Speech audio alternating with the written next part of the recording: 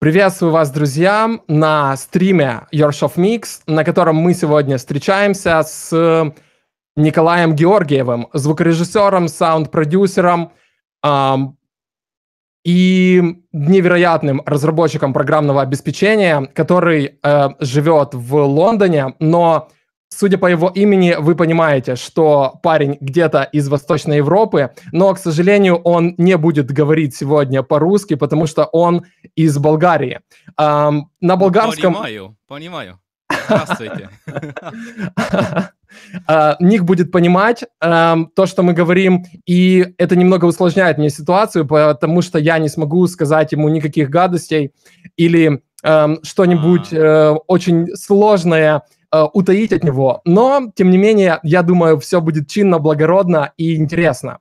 Сегодня я попросил Ника, чтобы он сделал небольшой мастер-класс, показал плагины Acustica Audio, в разработке которых он принимал непосредственное участие и которые во многом были созданы практически полностью им. Как вы знаете, плагины Acustica Audio это приборы, которые могут быть созданы не только непосредственно самим разработчиком, но многие вещи могут создаваться внешними профессионалами, такими как Ник, которые как раз и собирают звучание тех устройств, которые мы хотим слышать в наших миксах. Но я думаю, Ник расскажет об этом немного подробнее позже. А пока я попрошу, чтобы вы поздоровались с Николаем и в процессе нашего стрима не забывали оставлять ваши вопросы в комментариях. Сегодня вы видите, я немного с другим микрофоном. Обычно я на стриме был с бродкастингом, но сегодня я решил испробовать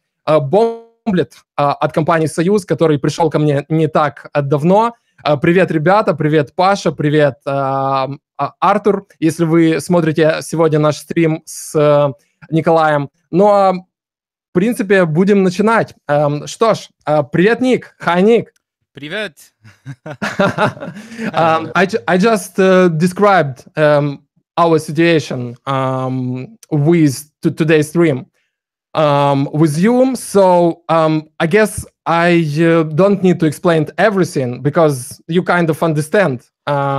Surprisingly, actually, I understand. I mean, I understood absolutely everything. I studied Russian at school, and unfortunately, I cannot speak it well. But I think that let's do it this way. You said that you're going to translate any questions to me or what you say. I think it would be probably better if there's something that I don't understand that you say. I'll ask you. Yeah. Okay, would be better because we could make some time economy in this domain. Окей, let's start. Что ж, ребята, начнем с каких-то вводных вопросов, чтобы настроиться на сегодняшнюю трансляцию.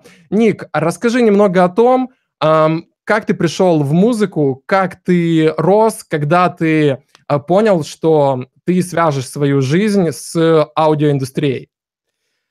Oh, wow. Okay, that's you're bringing me back a long time ago. Well, I'm originally from Bulgaria. I think that I don't know if you mentioned this.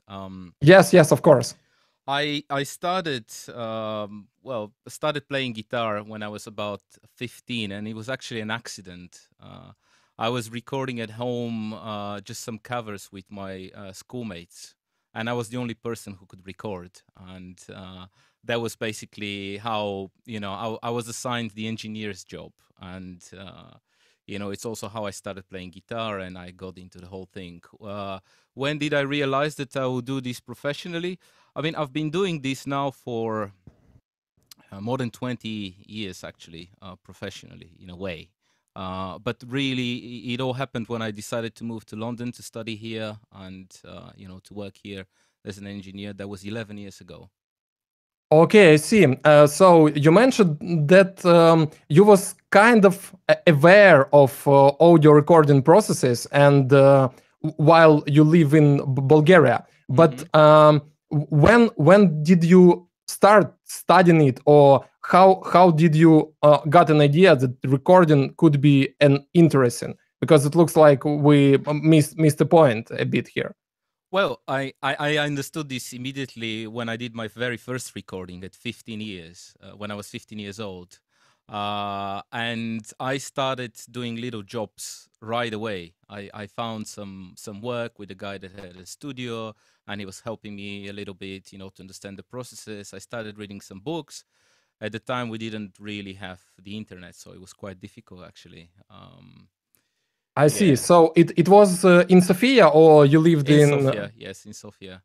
Okay. And I did a bit of work in live sound, starting from the very bottom, you know, carrying boxes on stage and things like that, and this gradually progressed there a bit. And then, you know, I started composing and recording and mixing little by little with some people in Bulgaria. And then basically, I just decided that London is the place where I will, you know, learn more and become a proper pro.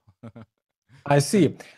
Что ж, ребята, Ник говорит, что он начал заниматься звукозаписью где-то с 15 лет, когда он сделал свою первую запись, он уже начал понимать, что это будет его будущей профессией. И после того, как он сделал свои первые записи, он начал делать какую-то работу по звуку для групп, для коллектива в Софии, где он жил. Это столица Болгарии для тех, кто не вполне знаком с географией.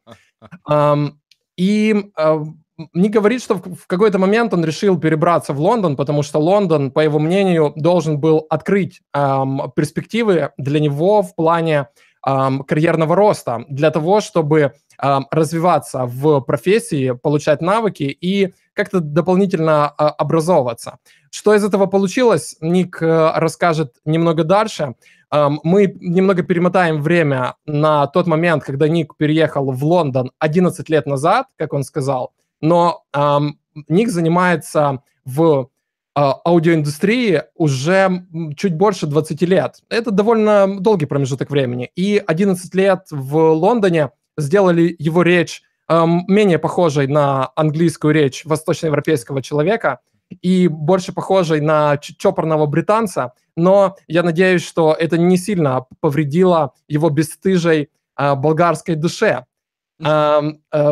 So, did you understand everything? I think I understood everything. Just the very last thing that London didn't damage my Bulgarian soul. Your like, you know, your very raw and like untouched soul. let's say like this. Okay, I like this. Yeah. Okay. So you're in London. What was your first steps when you bring yourself into this big city?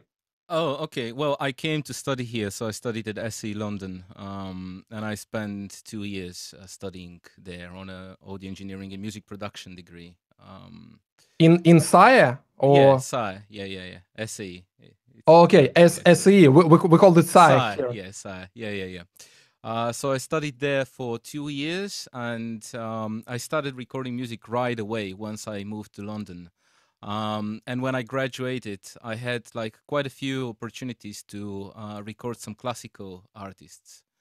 And so I started specializing in this, and it was a really good fun, and it was quite successful. You know, I managed to get, you know, quite a bit of work as a recording engineer.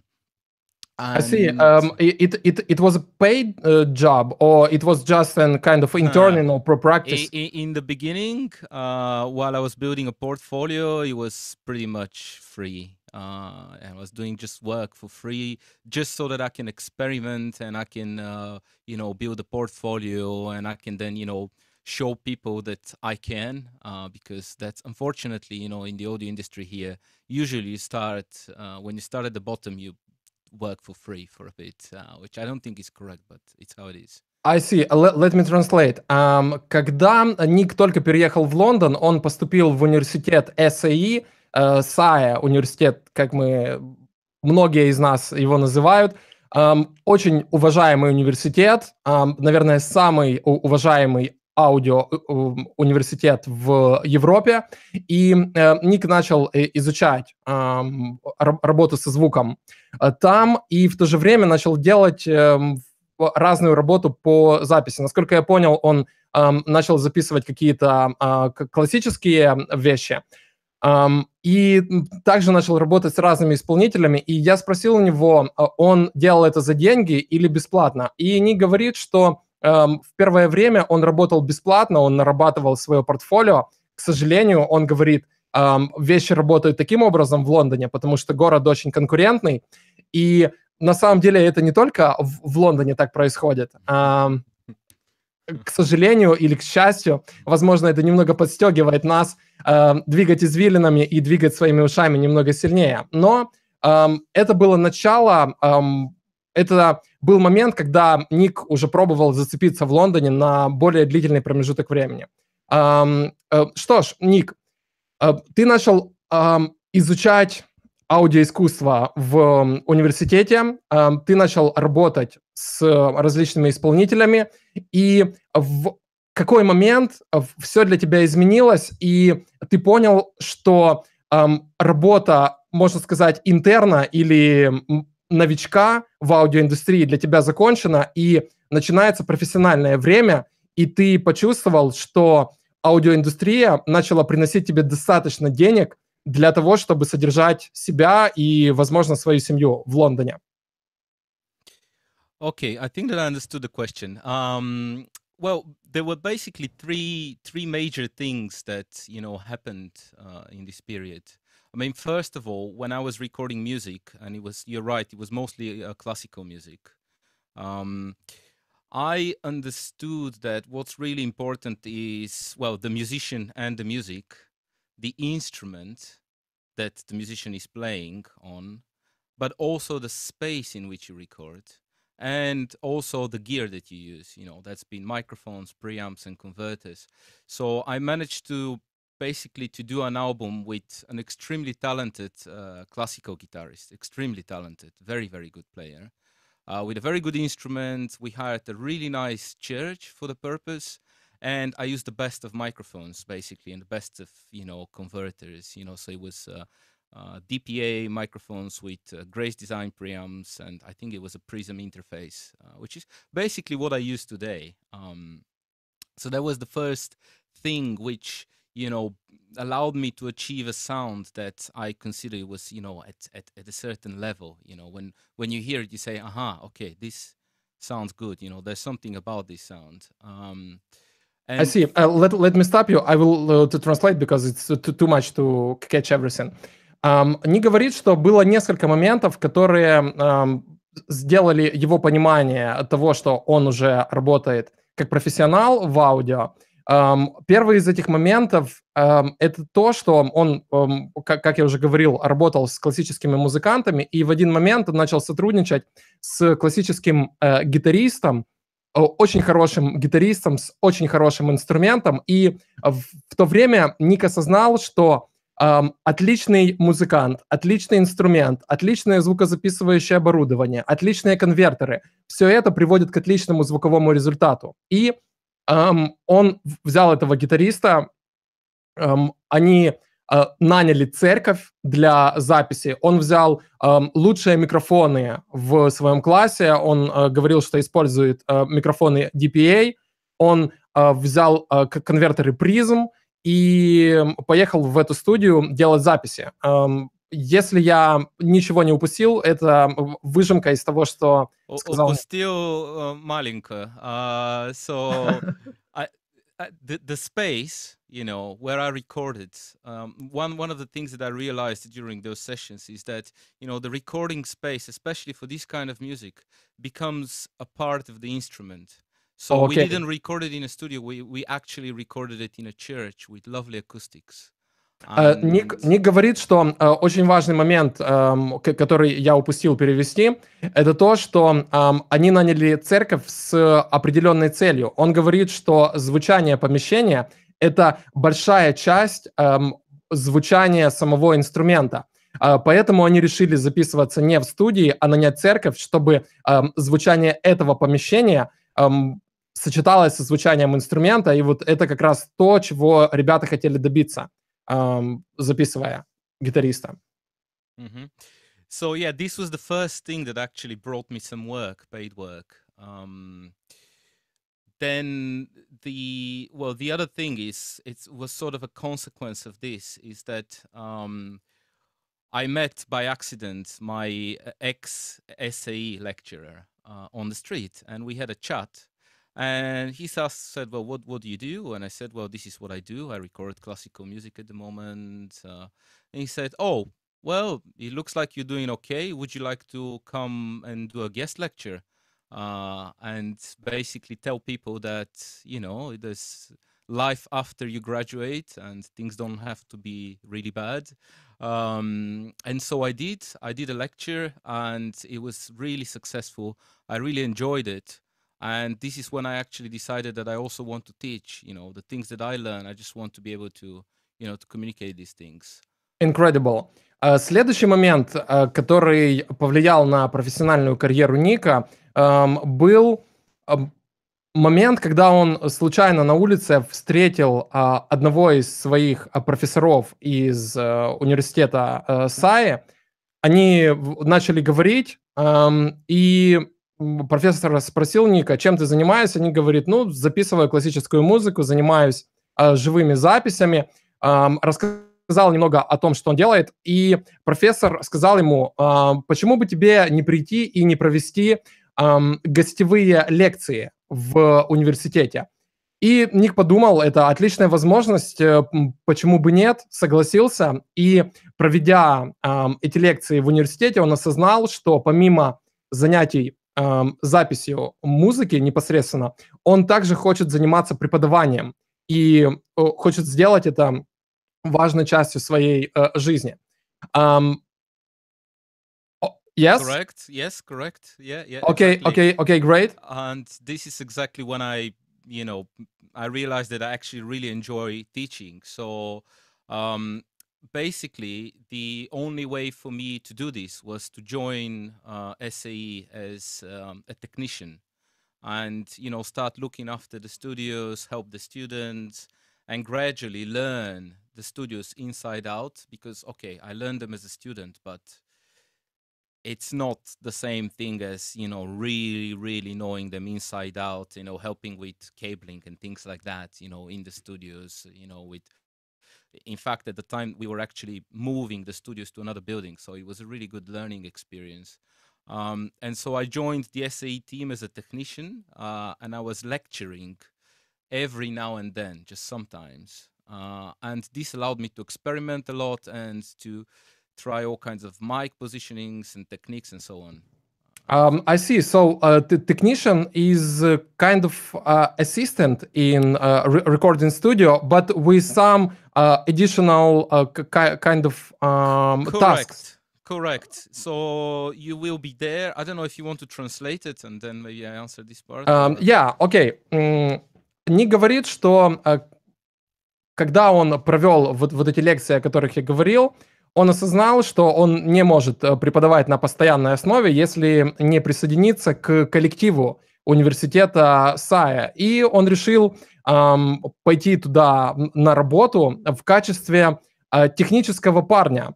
Ник говорит, что это не преподаватель, а это человек, который занимается всякого рода подключениями. То есть выставляет микрофоны, подключает кабели, если я правильно понимаю. Ник меня исправит, потому что мой русский язык не утаит от него ничего на этот раз.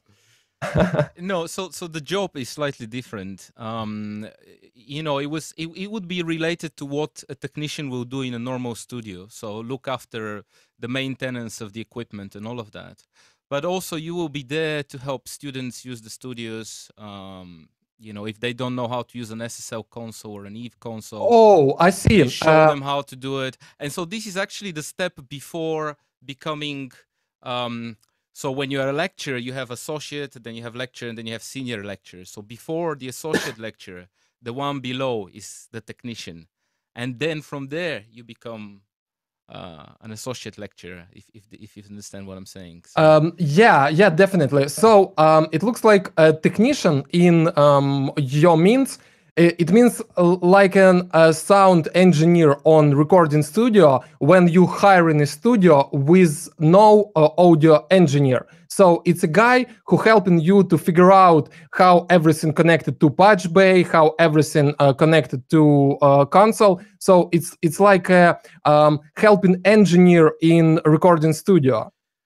Yes, but also how to use the console itself, because these consoles you need to know how to use them, all the buttons, You just need to turn everything up and just press all buttons. 11.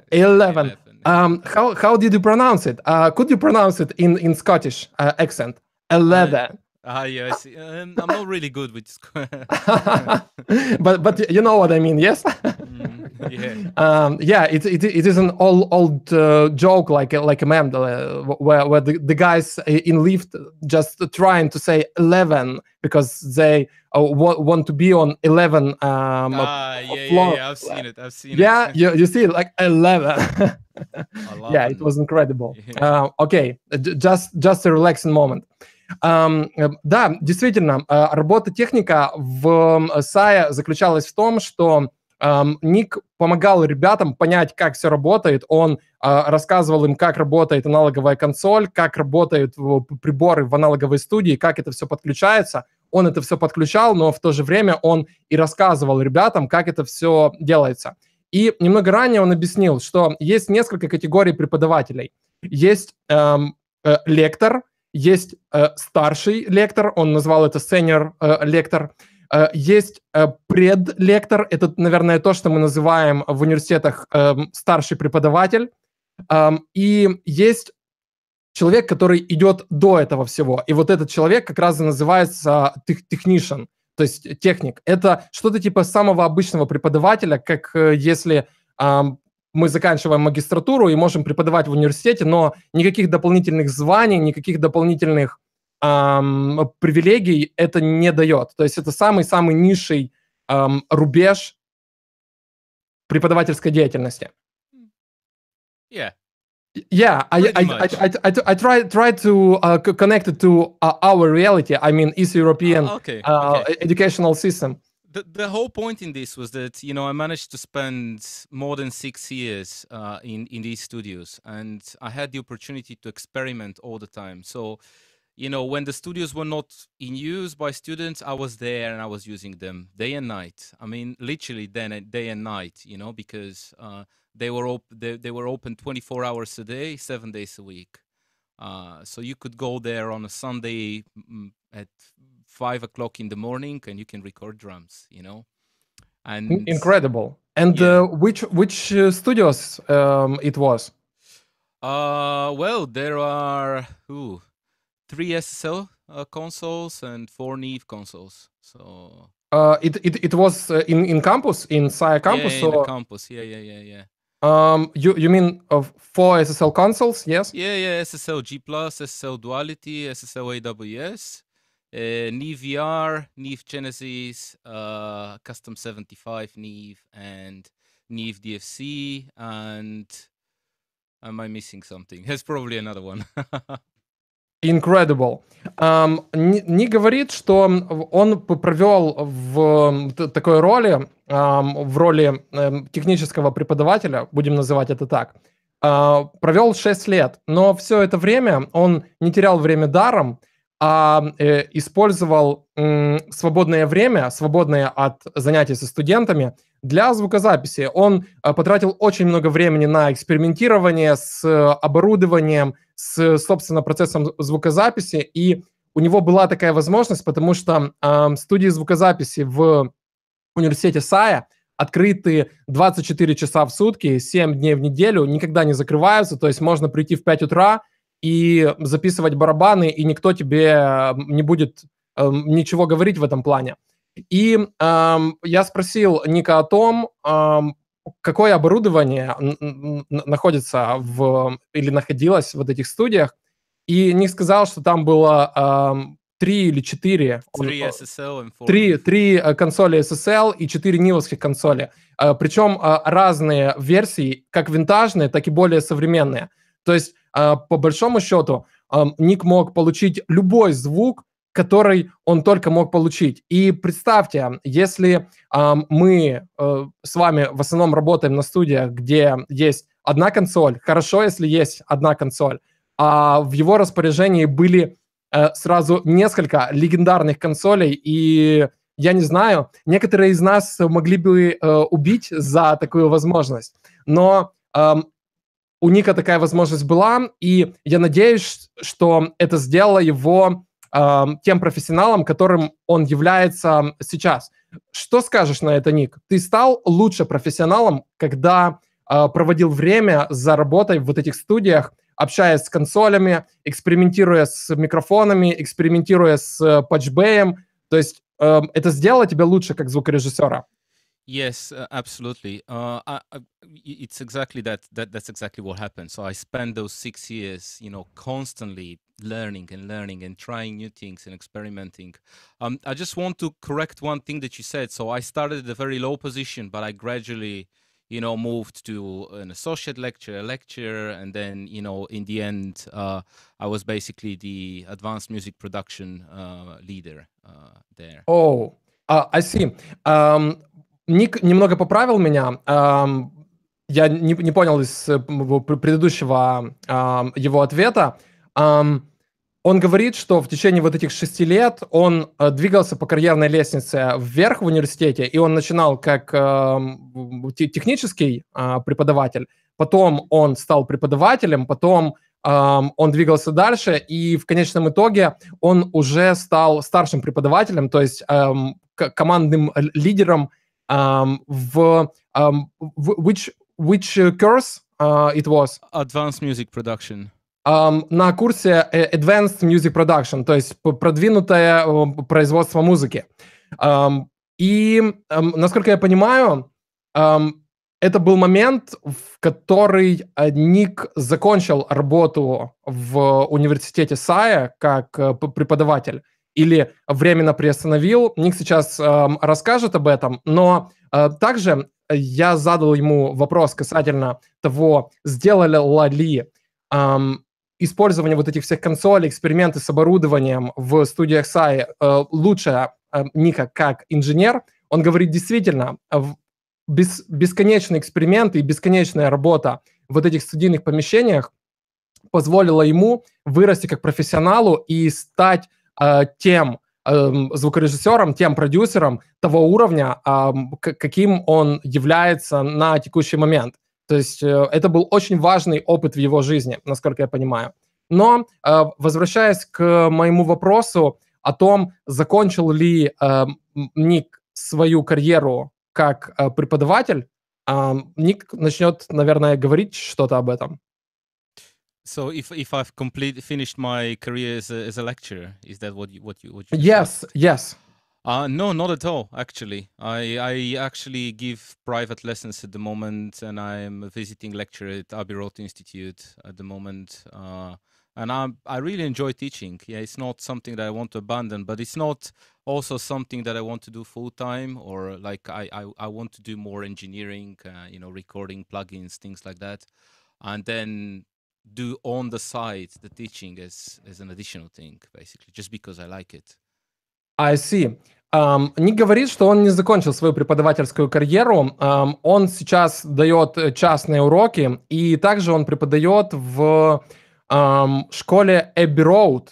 Yeah, that's correct. Насколько я понимаю, на Abbey Road сейчас проводятся какие-то семинары, лекции, показательные сессии. Ник, можешь рассказать об этом немного больше? И расскажи о том, могут ли студенты из Восточной Европы прилететь в Лондон и оплатить или как-то поступить на занятия в школу Abbey Road? Yeah, absolutely. It's that's the idea of it. So it's but it's not a university. It gives you a diploma. It's a very intense, everyday classes. It's pretty. I mean, I don't.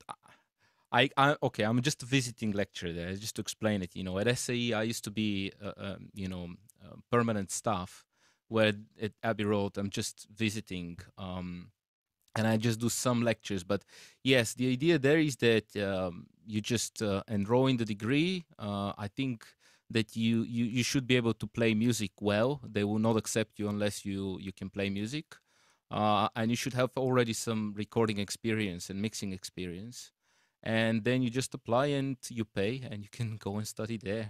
So it looks like this is an advanced courses. It's not for beginners. It's like a mediocre level, or I would say, yeah, I would say intermediate, so medium sort of level. So they expect you to know already something, but it's not for professionals. So if you're a professional, it's not for you. It's rather for people who want to become professional.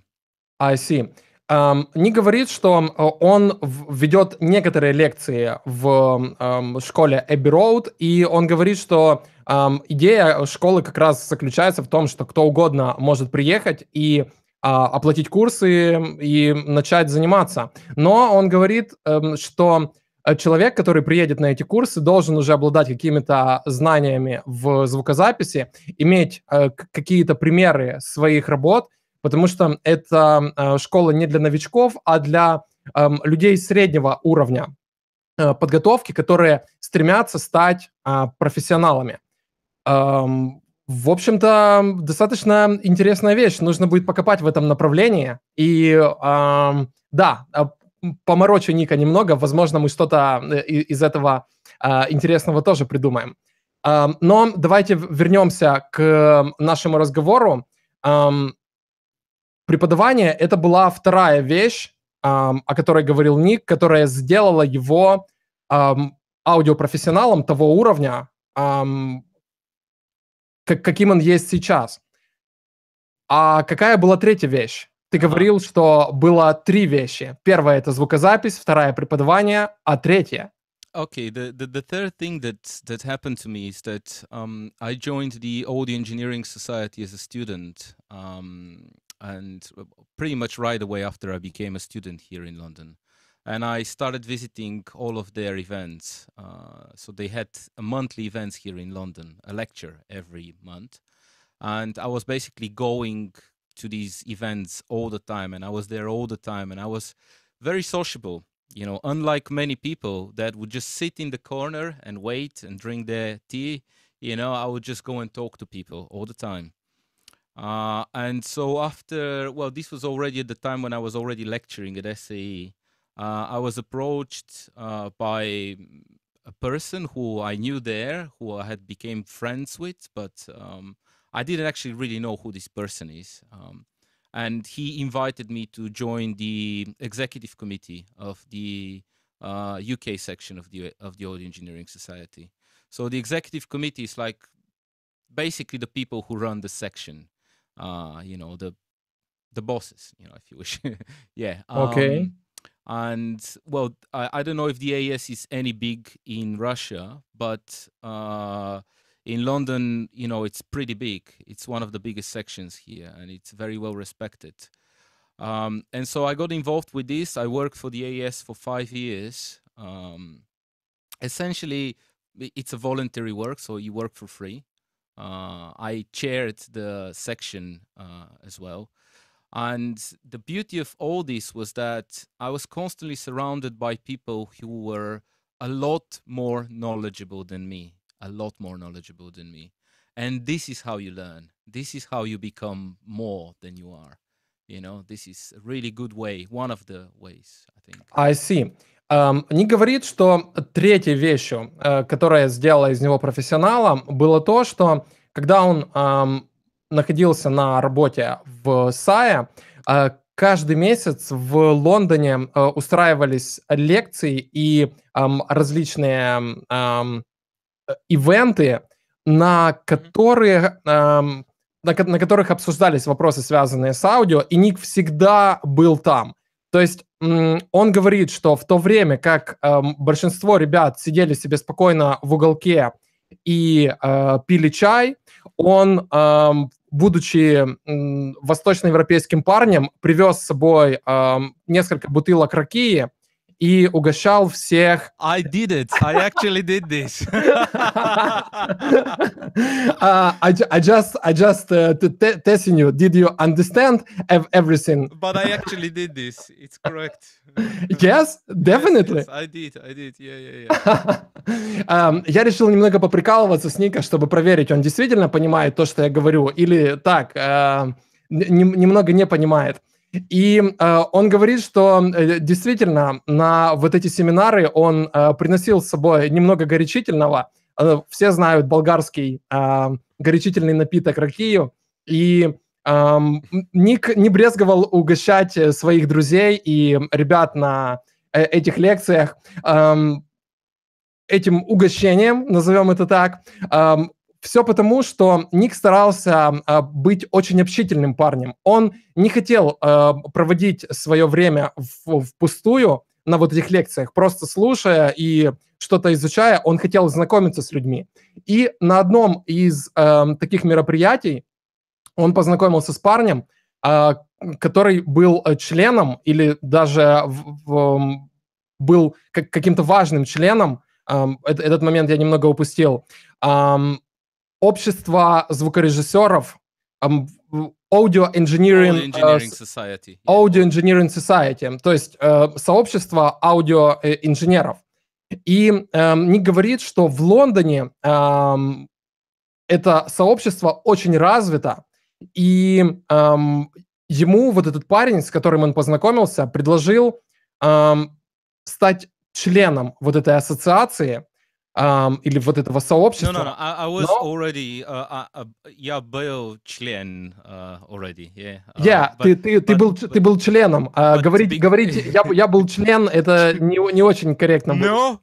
Okay, so that's how it is in Bulgarian. It sounds like I was a dick, you know? Yeah. Okay, no, what I was saying is they invited me to become a part of the executive board of the people who were running the society. So as I understand, you was like on the first circle of this kind of society work, or I was first just a regular member, just a member. Oh, just a regular member. And then I was invited because I was all the time there socializing and so on. I was invited to actually to join the. Okay, think about the board of directors, yeah, something like that. And so I worked for 5 years at this position. Like a board of directors. Yes, correct. Okay, that's interesting. Let me translate. Ник поправил меня немного. Он говорит, что на тот момент он уже вступил в сообщество аудиоинженеров, и вот этот парень, о котором я говорил, пригласил Ника стать членом совета директоров, если можно так сказать, аудиоинженерного сообщества в Лондоне.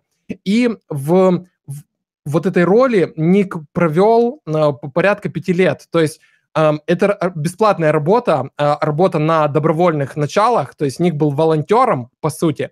Но эта работа дала Нику возможность встречаться, разговаривать и работать с людьми, которые были намного более профессиональными звукорежиссерами, чем он сам на тот момент, когда он только вступил в этот, назовем его, совет директоров.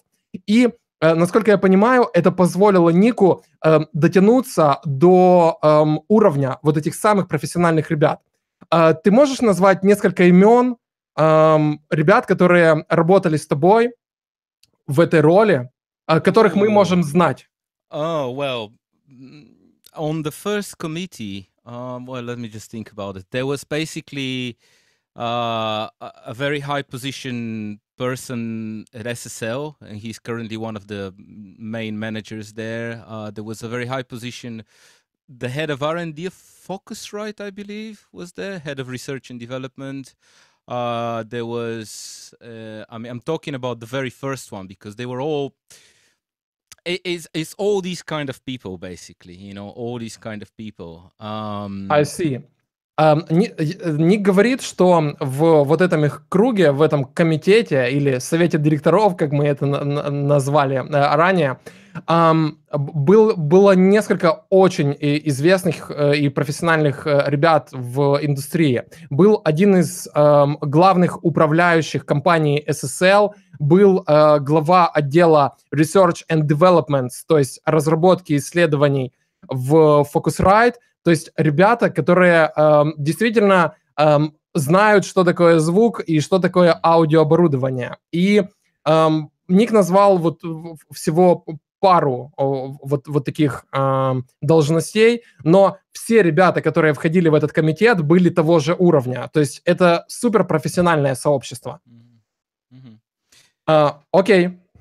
And this is actually how I met Giancarlo and how I got involved with acoustic audio. И вот в один из вот этих моментов, связанных с работой ВС, Ник и встретил Джанкарло Дель Сордо. Если вы еще не смотрели стрим с Джанкарло на канале Yorshoff Mix, введите в поиске запрос Джанкарло, и вы увидите нашу трансляцию. Мы с Джанкарло очень много говорили об акустике аудио, о технологиях, о времени образования компании. Если вы еще не смотрели этот стрим, обязательно посмотрите. Это как раз тот Джанкарло, о котором говорит Ник. И Ник встретил Джанкарло, и что было дальше? Well, I invited him to do a lecture in London for the society, and he did that. And, well, I did this because I was a happy customer, actually. I was using Nebula, and I was very happy with the sound of Nebula. And this is why I got in touch with him. And I said, man, this sounds really good. You want to come over and talk about it? And he did. He did a lecture.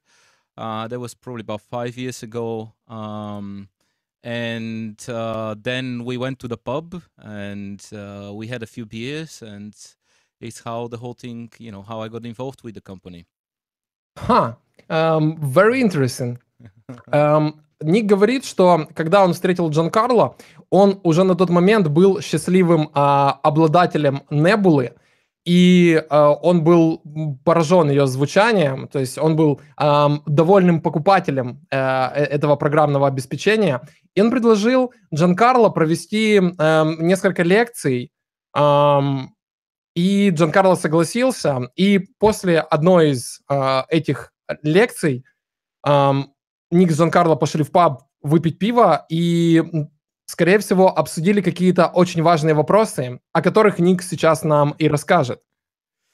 Oh, well, no, I was just curious to know more about the technology. But you know what? I think that we said a lot about me, and I think that maybe the people out there would want to know a little bit more about the plugins and, you know, some interesting Of course, Nick. Of course, Nick. But we did this kind of introductional part of our conversation because people will have to understand who you are. Because Correct. I know you for a few years. I know that you're a great audio professional. You're patient in it, and you understand what you do. And I know that your plugins for Acustica audio, let's say the best plugins.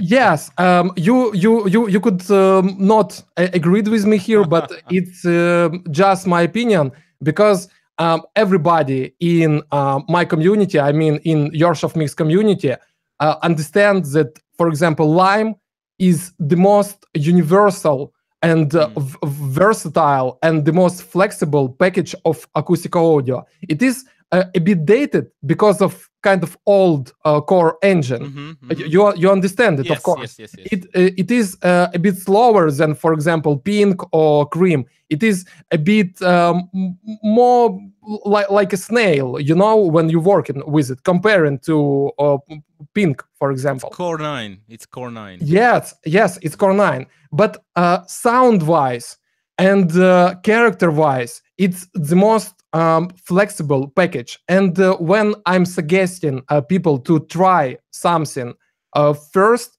to try something new, to try some products from Acustica Audio, my first choice would be Ebony, because you understand, Ebony is something unique and nothing else like existed in whole world, because there are a lot of exclusive audio devices inside it. But with Ebony, I'm suggested to try Lime. And when people want something very versatile, I say it again, because Ebony isn't versatile. Yes, it's colorful. But if they're looking for something very versatile, Lime would be my first choice. When the Core 9 was like presented, it was with the Sand, as you remember. I proposed people to try Sand, because Sand was kind of the most versatile package. But when Acustica Audio released Lime became this kind of versatile machine. And the sound of these kind of Neve consoles, we could say Neve, it's not an Acustica Audio kind of stream and kind of conversation. You couldn't say, but I can. So I cannot say it. You can say whatever you want to say. Yes, of course. No worries. You can say these things, you know. Of course, we understand that this kind of sound is the most lovely and the most like colorful and open at the same time sound on whole console market. And some people like SSL sound, some people like Neve sound, some people like APA sound, but these kind of devices which we hear under the hood of the Lime is lovely for everybody. It's not a secret, and you understand it. So okay, my secret here is that actually this was my intention when we created the device. You know, I wanted to have these devices in a plugin, just so that I have, exactly because they're very, very versatile. I don't know, maybe you should translate some of the... Yeah, of course.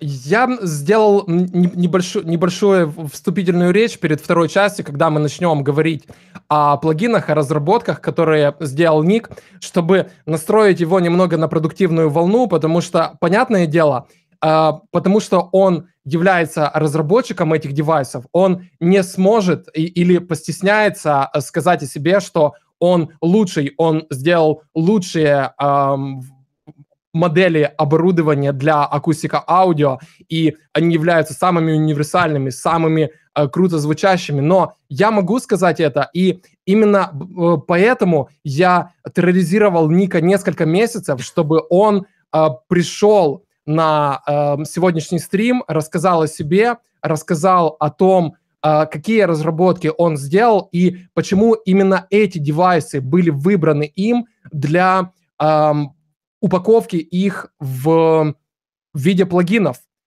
Я сократил то, что я говорил, потому что, по большому счету, я уговаривал Ника перестать смущаться и начать говорить на чистоту. Единственное небольшое замечание или небольшую ремарку, которую я сделаю, когда ребята мне пишут, и многие из вас уже писали мне, спрашивая о плагинах Acustica Audio, я рекомендую пробовать в первую очередь два продукта. Это Ebony, который является моим самым-самым любимым продуктом, потому что в него запакованы некоторые самые редкие девайсы, EMT, Neumann, там офигеннейший плейт, который вы неоднократно видели в моих стримах, в моих видеороликах. То есть этот пакет просто феноменален. И это пакет, в котором, наверное, впервые я услышал те компрессоры, которые я бы хотел услышать в продуктах Acustica Audio. Потому что до Ebony эквалайзеры Acustica Audio были лучше компрессоров. И с этим, ну, на самом деле, довольно тяжело спорить. Но Ebony стал краеугольным камнем, наверное. А второй пакет, который я рекомендую попробовать, это пакет Lime, который, по моему мнению, является самым универсальным, самым гибким и самым вот востребованным в процессе сведения. И когда я свожу треки, если мне не нужна какая-то особенная опция сатурации или какой-то особенный цвет в звуке, я скорее пойду за лаймом, потому что он даст вот ту универсальную сатурацию, которую мы привыкли слышать в современных нивовских консолях. Это как раз вот тот звук, который одновременно открытый и теплый, вот по-настоящему аналоговый. И Ник, я думаю, сейчас немного расскажет о том, почему он решил сделать Lime и другие плагины, которые он разрабатывал для акустики аудио, такими, какими они есть. Но прежде я бы хотел, чтобы Ник немного объяснил саму технологию. Мы много говорим об акустике аудио. Я думаю, многие из вас уже надоели слушать от меня постоянные акустика аудио то, акустика аудио сё. Но те, кто пробовал эти девайсы, понимают их исключительную ценность. И вот я бы хотел, чтобы Ник с какой-то здравой долей упрощения рассказал о технологии, почему вот эти девайсы акустика аудио оказываются лучше по звуку, чем большинство алгоритмических плагинов. Okay, so from what I understood, you want me to speak about what is the difference between plugin emulations and the way Acustica does the emulations, and Indeed. why there is a difference. Well, honestly, I believe that they just sound better, but don't take my words because I work for the company, Well, I work with the company more precisely, but okay. So what makes them different? Well, I mean, as you will know, can you hear me maybe a bit better? Yes, I hear you great. So, it's one thing to try to recreate a device by emulating the physics of all the components inside. Yeah, so one way would be to, from what some companies would do is to emulate the capacitors, the inductors behavior, and so on and so on, and construct from these elements the almost like building a device, really. Some people do it this way. Other people try to emulate, let's say if you build an EQ, they can try to match the curves with specific type of filters. But what we do, it's very different. We actually sample the devices. We extract the sound of the devices. And I think that the main difference is, well, first of all, an analog device has its own specific imperfections, and specific details that are not easy to create with maths, but rather what we do, we extract it, so these little imperfections I think matter a lot. But what I think that really makes the difference in the sound is actually the phase accuracy of the plugins, because you get the same phase by definition that you have from the real device. I don't know if you could understand this. Yes, of course. Yeah, okay. Maybe you can translate this and then I can elaborate a bit. Ник говорит, что основная разница между алгоритмическими эмуляциями и плагинами акустика аудио заключается в том, что для алгоритмических эмуляций используются разные методы. Например, делается математическая модель различных компонентов аналогового оборудования, а потом это все собирается в единую схему, в единый код, который как раз и эмулирует аналоговое устройство. Либо же, если говорить об эквалайзерах, то производители пытаются создать кривую эквализации, которая будет соответствовать кривым, которые создаются аналоговыми эквалайзерами. То есть это тоже один из вариантов эмуляции. А акустика аудио делает это немного иначе. Точнее, не немного, а совсем иначе. Акустика аудио сэмплирует аналоговые устройства, то есть как бы делает экстракт звука из этих аналоговых устройств. Ник говорит, что любая железка имеет свои несовершенства. И вот эти несовершенства в звуке как раз и характеризуют вот эти железки аналоговые теми характеристиками, за которые мы их любим. И Ник говорит, что очень важным аспектом в процессе сэмплирования аналоговых устройств является аккуратность запечатления фазовой характеристики устройств. Я помню, мы как-то с Ником говорили на эту тему совсем немного, когда я делал обзор, кажется, по эквалайзеру Ruby. И Ник апеллировал к тому, что я говорил в обзоре, что я ничего не упомянул о фазовой характеристике эквалайзера, и что это крайне важный момент, который во многом является краеугольным камнем для создания точной копии аналогового устройства, которое будет лучше, чем эмуляция. Ник, ты помнишь этот наш небольшой разговор? I think that I recall this. Yeah, I think I recall the Ruby. Actually, if you could, if I can share my screen with you and I can show you a few pictures, maybe Yeah, this will explain a little would be bit great. So should I just let's try this? Yeah, just press a button, share screen. Okay. Okay. Can you show this one? Yes. Okay, so I hope everyone's seeing this clearly. So what we're seeing here is actually Cream's preamps. Now, for those who have not used any of Acustica plugins, you know, what we call preamp is just the tone of a hardware device. So, you know, any hardware device, when you run your music through it, it will change its sound. And you know, this is because there will be changes in the frequency response. So any device will act more or less like an EQ. And you can see this one here, it's emulating 70s, classic 70s British console. And you can see the frequency response of 4 channels compared here. And you see that they're actually slightly different from one another, but you see that it works, it works a little bit like an EQ. So this is one of the things that, you know, an analog device will do. It will have this sort of present these frequency response changes. You know, another thing that it will do is the harmonic. Wait a second. I will translate it. Okay.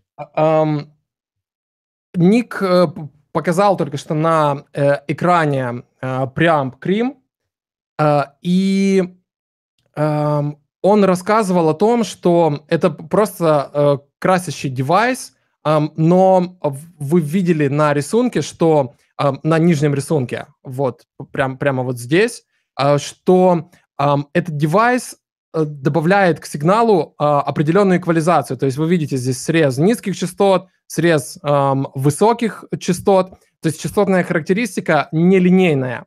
И Ник говорит, что для вот этого преампа Cream был использован канал британской консоли 70-х годов. Я предположу, что это была либо TG, либо Red консоль. Но я не буду заставлять Ника никак это комментировать, потому что это будет некорректно. Но вы можете почитать мою статью, посвященную пакету плагинов Cream на сайте Future Music Russia, на сайте журнала Future Music Russia. Я там сделал большой обзор этого пакета, в котором рассказал, какие девайсы использовались в каждом из модулей. То есть вы можете обратиться к этой информации, и мы не будем морочить Ника вот этими всеми вещами, которые могут быть связаны с различными легальными вопросами. Okay. Первое – это изменение частотной характеристики. Дальше, что еще есть в девайсе? Well, you will have also harmonic distortion, and you will also have phase distortion. And so the harmonic distortion, I believe a lot of people will know about this already. Maybe I can show a measurement of something. Yeah, of course, would be great. You know, in the manuals, you would see... Oh, actually, I can show you a little bit better. So this is actually from one of the mic preamps of Lime, actually. And what you can see here, this is a sign. I don't know if you know how to read these. Yes, of course. The biggest one is the fundamental. Correct. So we have time from left to right. Yeah. And frequency from top to bottom. So this is 100 hertz, 1 kilohertz, 20 kilohertz, 30 kilohertz. And then basically what this is, it's a sine sweep. So it's a pure sine wave that goes up in frequency, you know, and it just sounds funny, like, you know, that kind of thing. Yeah. If you've ever used that. So when you run this thing into a console and then you look at this picture of it, what you can see is that this was the original tone, but these are added tones. They were not there in the original. And so here we've got the original fundamental, and then we have the second, the third, the fourth, the fifth harmonic. And as you see, actually, one of the things that these kind of devices do is they add this kind of harmonic distortion. Very commonly, not always, but very commonly, this will be stronger in the lower frequencies. And so when you add harmonics to the lower frequencies, this just gives this perception of weight, size, thickness. It's what we call a fat, warm analog sound. Correct, but this is not actually, I believe this is not the main reason. So maybe if you translate it and see here. Сейчас на вот этом рисунке, я опять переключусь на него через секунду, вы видите фундаментальную, можно сказать, гармонику sine свипа, то есть это проход синусоидальной волны от 0 Гц и вплоть до 20 кГц. То есть график читается очень просто. По горизонтали... Nick, back it again on the screen. Yeah, sorry. График читается очень просто. По горизонтали мы видим время, а по вертикали мы видим частоту. То есть здесь показан прирост частоты с течением времени. И если вот эта первая длинная волна — это фундаментальная гармоника, то дальше на графике мы видим вторую, третью, четвертую, пятую, шестую и так дальше гармоники, которые добавляются к сигналу. И Ник говорит, что во многих случаях вот эти гармоники сильнее добавляются к низкочастотному диапазону. И вот это как раз мы и видим на графике. И дальше Ник сказал, что вот добавление вот этих гармоник как раз и создает то, что мы называем плотным и жирным звучанием аналога. Но с небольшой поправкой, и Ник сейчас добавит, что еще влияет на создание вот этого жирного, теплого аналогового звука. Yeah, so actually just to say something on the harmonics, maybe some people don't realize this. And here actually you can see a little bit, is this on the screen actually? Yes. Yeah, so you can see that at 50 Hertz we have plenty of harmonics. That's the same thing, but this time I'm showing just the frequency response of it. And then, the frequency analyzer. And then at 1 kilohertz you can see that we have far less harmonics, yeah. Ник говорит, что на вот этих двух графиках вы видите разное количество гармоник, добавляемых к сигналам. Сейчас мы видим график, верни, пожалуйста, на 50 Гц, да. Сейчас мы видим график, когда гармоники добавляются к частоте 50 Гц. И вы видите, что добавляемых гармоник намного больше, чем на следующем графике, где мы видим частоту 1 кГц. Вы видите, что здесь гармоник добавляется намного меньше. И Ник сейчас объяснит, почему так происходит. This is probably because of the input transformers or many other things. But the point that I want to make here is that what a lot of people don't realize actually is that if you put a C, Do, the note Do, like sine wave, that's let's say 131 Hertz inside, and you just put it into one of these analog devices. What can happen is that the second harmonic will be also Do. The third harmonic will actually be your perfect fifth, so it will be So. Then the fourth one will be again Do, and the fifth one will be Mi. So in a way, those first 5 harmonics, that is usually what the plugins will emulate. If you put just a pure Do, you're going to get Do major as a chord. I don't know. Okay. It's correct. Смотрите, ребята, Ник объясняет, что если мы возьмем и пропустим через аналоговый девайс синусоидальную волну до 131 Гц, например, то вторая гармоника, которую мы получим, это будет тоже До. Третья гармоника — это будет соль, четвертая гармоника — это будет опять до, и пятая гармоника — это будет ми. Если я ничего не напутал, но я не должен был. По идее у нас получается мажорный аккорд до мажора. До, соль, до, ми. Yes. Это первые 5 гармоник. And what this means?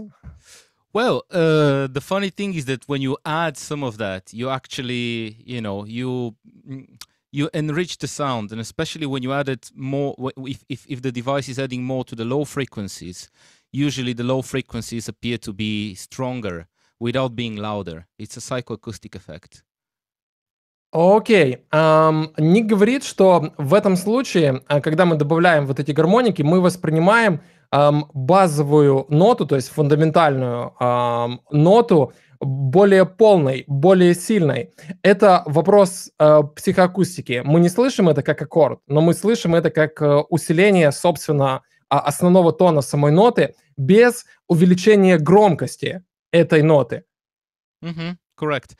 And the third thing that, this plugin, for example, Cream would emulate, the preamps. The third thing, which I think is probably one of the most important ones, is the phase. And this can be seen here on the top plot. And, commonly when you speak about phase, you would think about the polarity inversion, which is going to be, the 180 degrees flip on a console or in your... or in your DAW. But here instead, you can see it actually, here's my 180 degrees, here's 0, and these is frequencies. So actually I can see that at 1 kilohertz, there's almost no phase shift.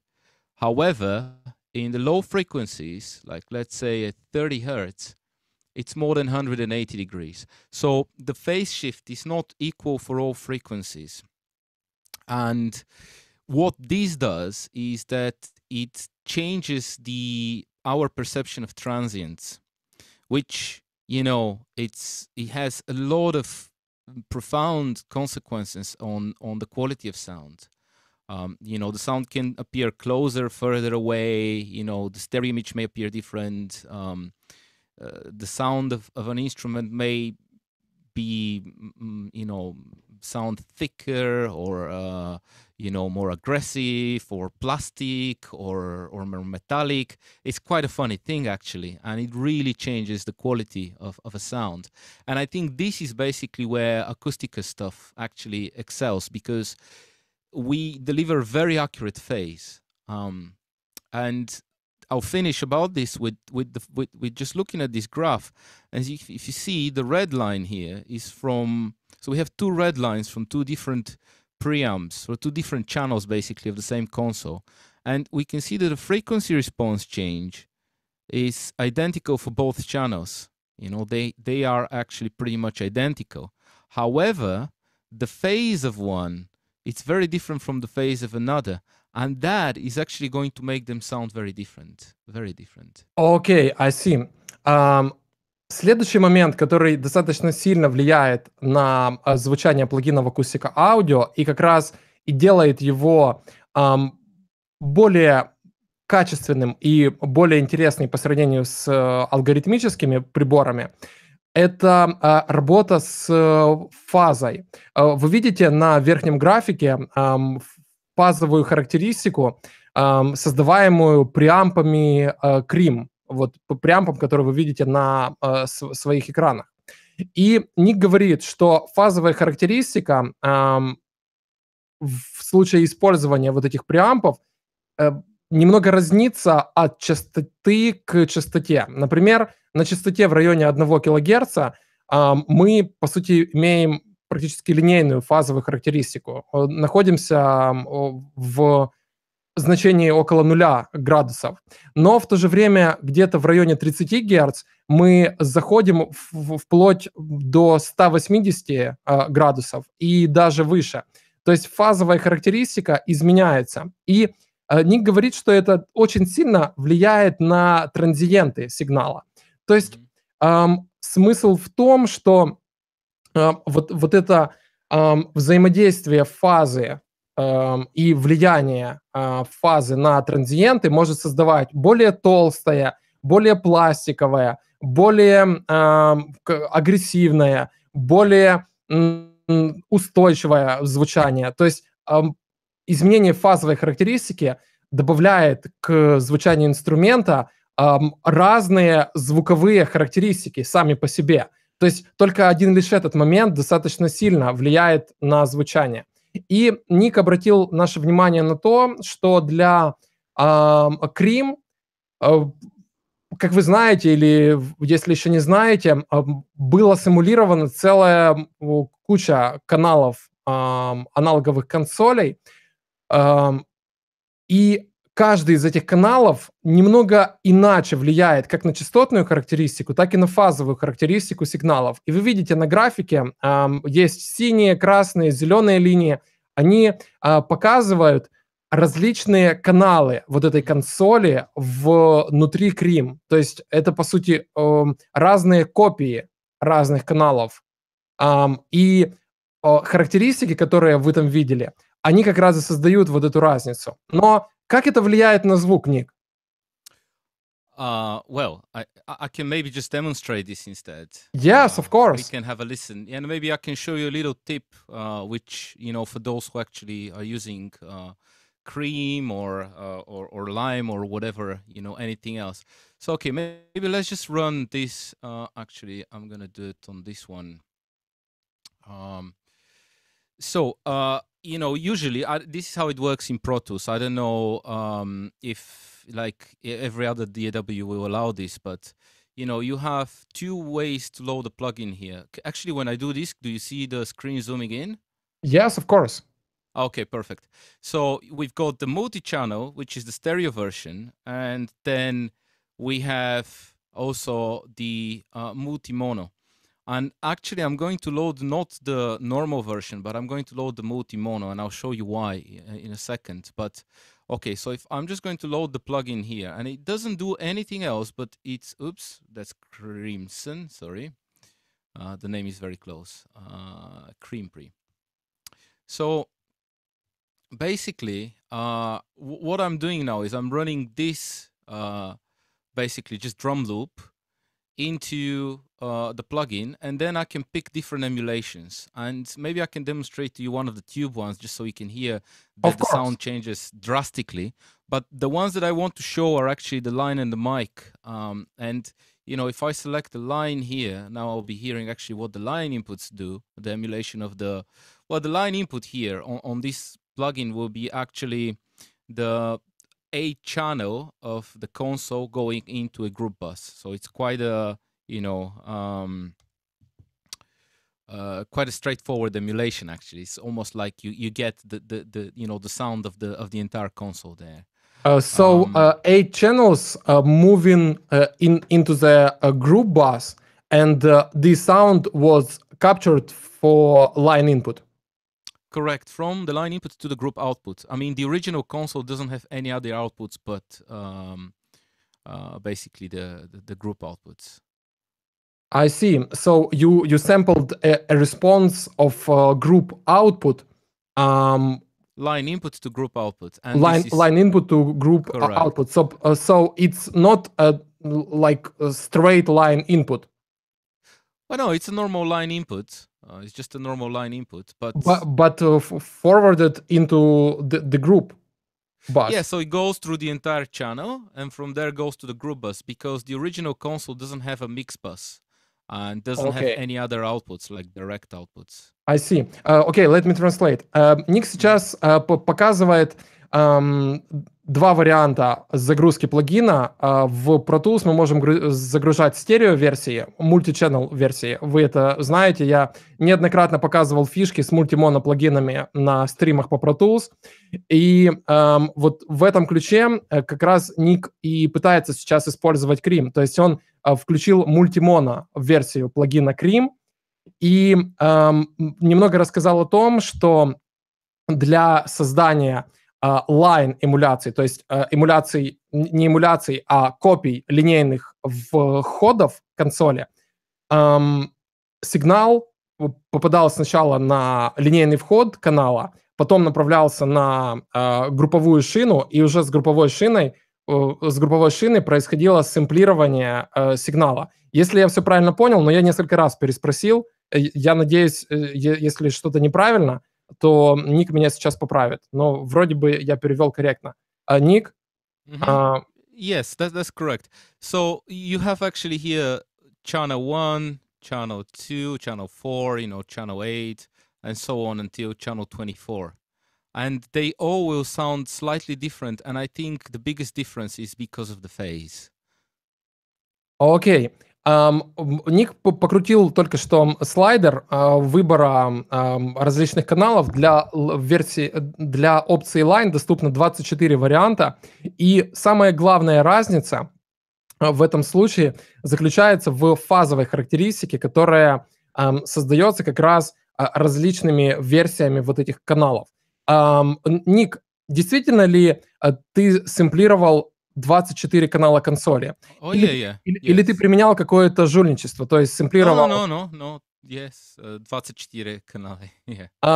Да, Ник говорит, что он действительно сэмплировал 24 канала и никакого жульничества не применял. Поверим ему на слово пока. No, it's true.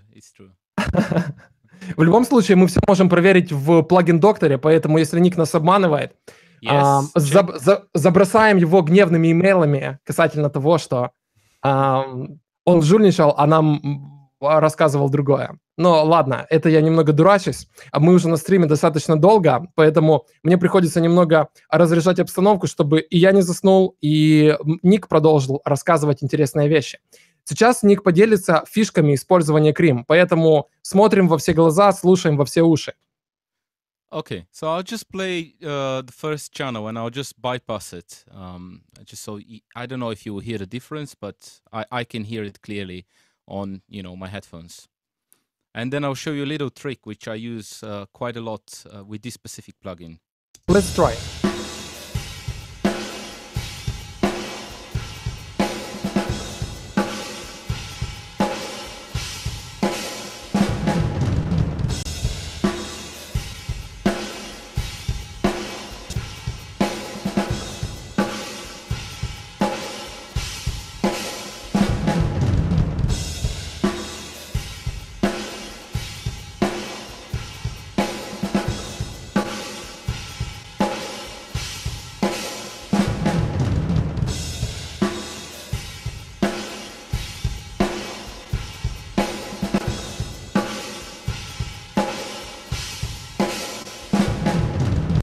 Okay, I don't know if this was obvious. Даже через трансляцию Hangouts было явно слышно, что звучание меняется, и я заметил, что когда Ник добавил обработку Крим, звук стал более открытым, какая-то дополнительная четкость появилась в диапазоне средних частот.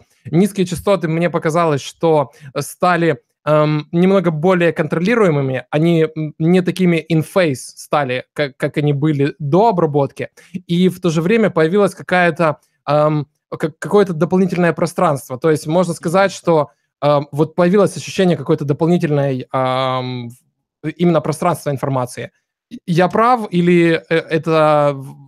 Yeah, I think so. I agree with you. For me, the low frequencies become a bit thicker. The snare drums clearly becomes, a bit more defined, and the high frequencies are a bit smooth, but not blurred. I mean, I really like actually Cream, to be honest. Да, но ты заметил, что низкие частоты, вот они были немного взрывными, то есть немного буми были, а когда ты добавил Крим, они стали более контролируемыми, то есть они стали более отчетливо звучать, но в то же время часть энергии, вот энергии именно какого-то такого вот звука, часть этой энергии потерялась. Ты не заметил этого момента? Или это Hangouts немного низкие частоты подъел? No, I think that you're correct. Just keep in mind that what I'm playing here, this is just a pair of U89 microphones in front of a drum kit. There's no processing.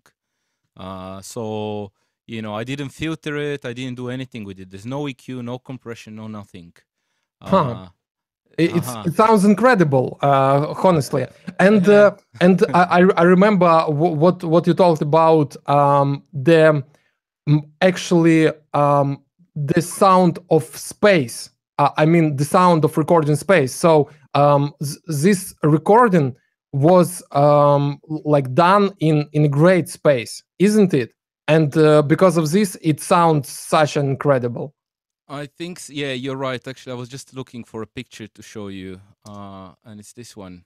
So...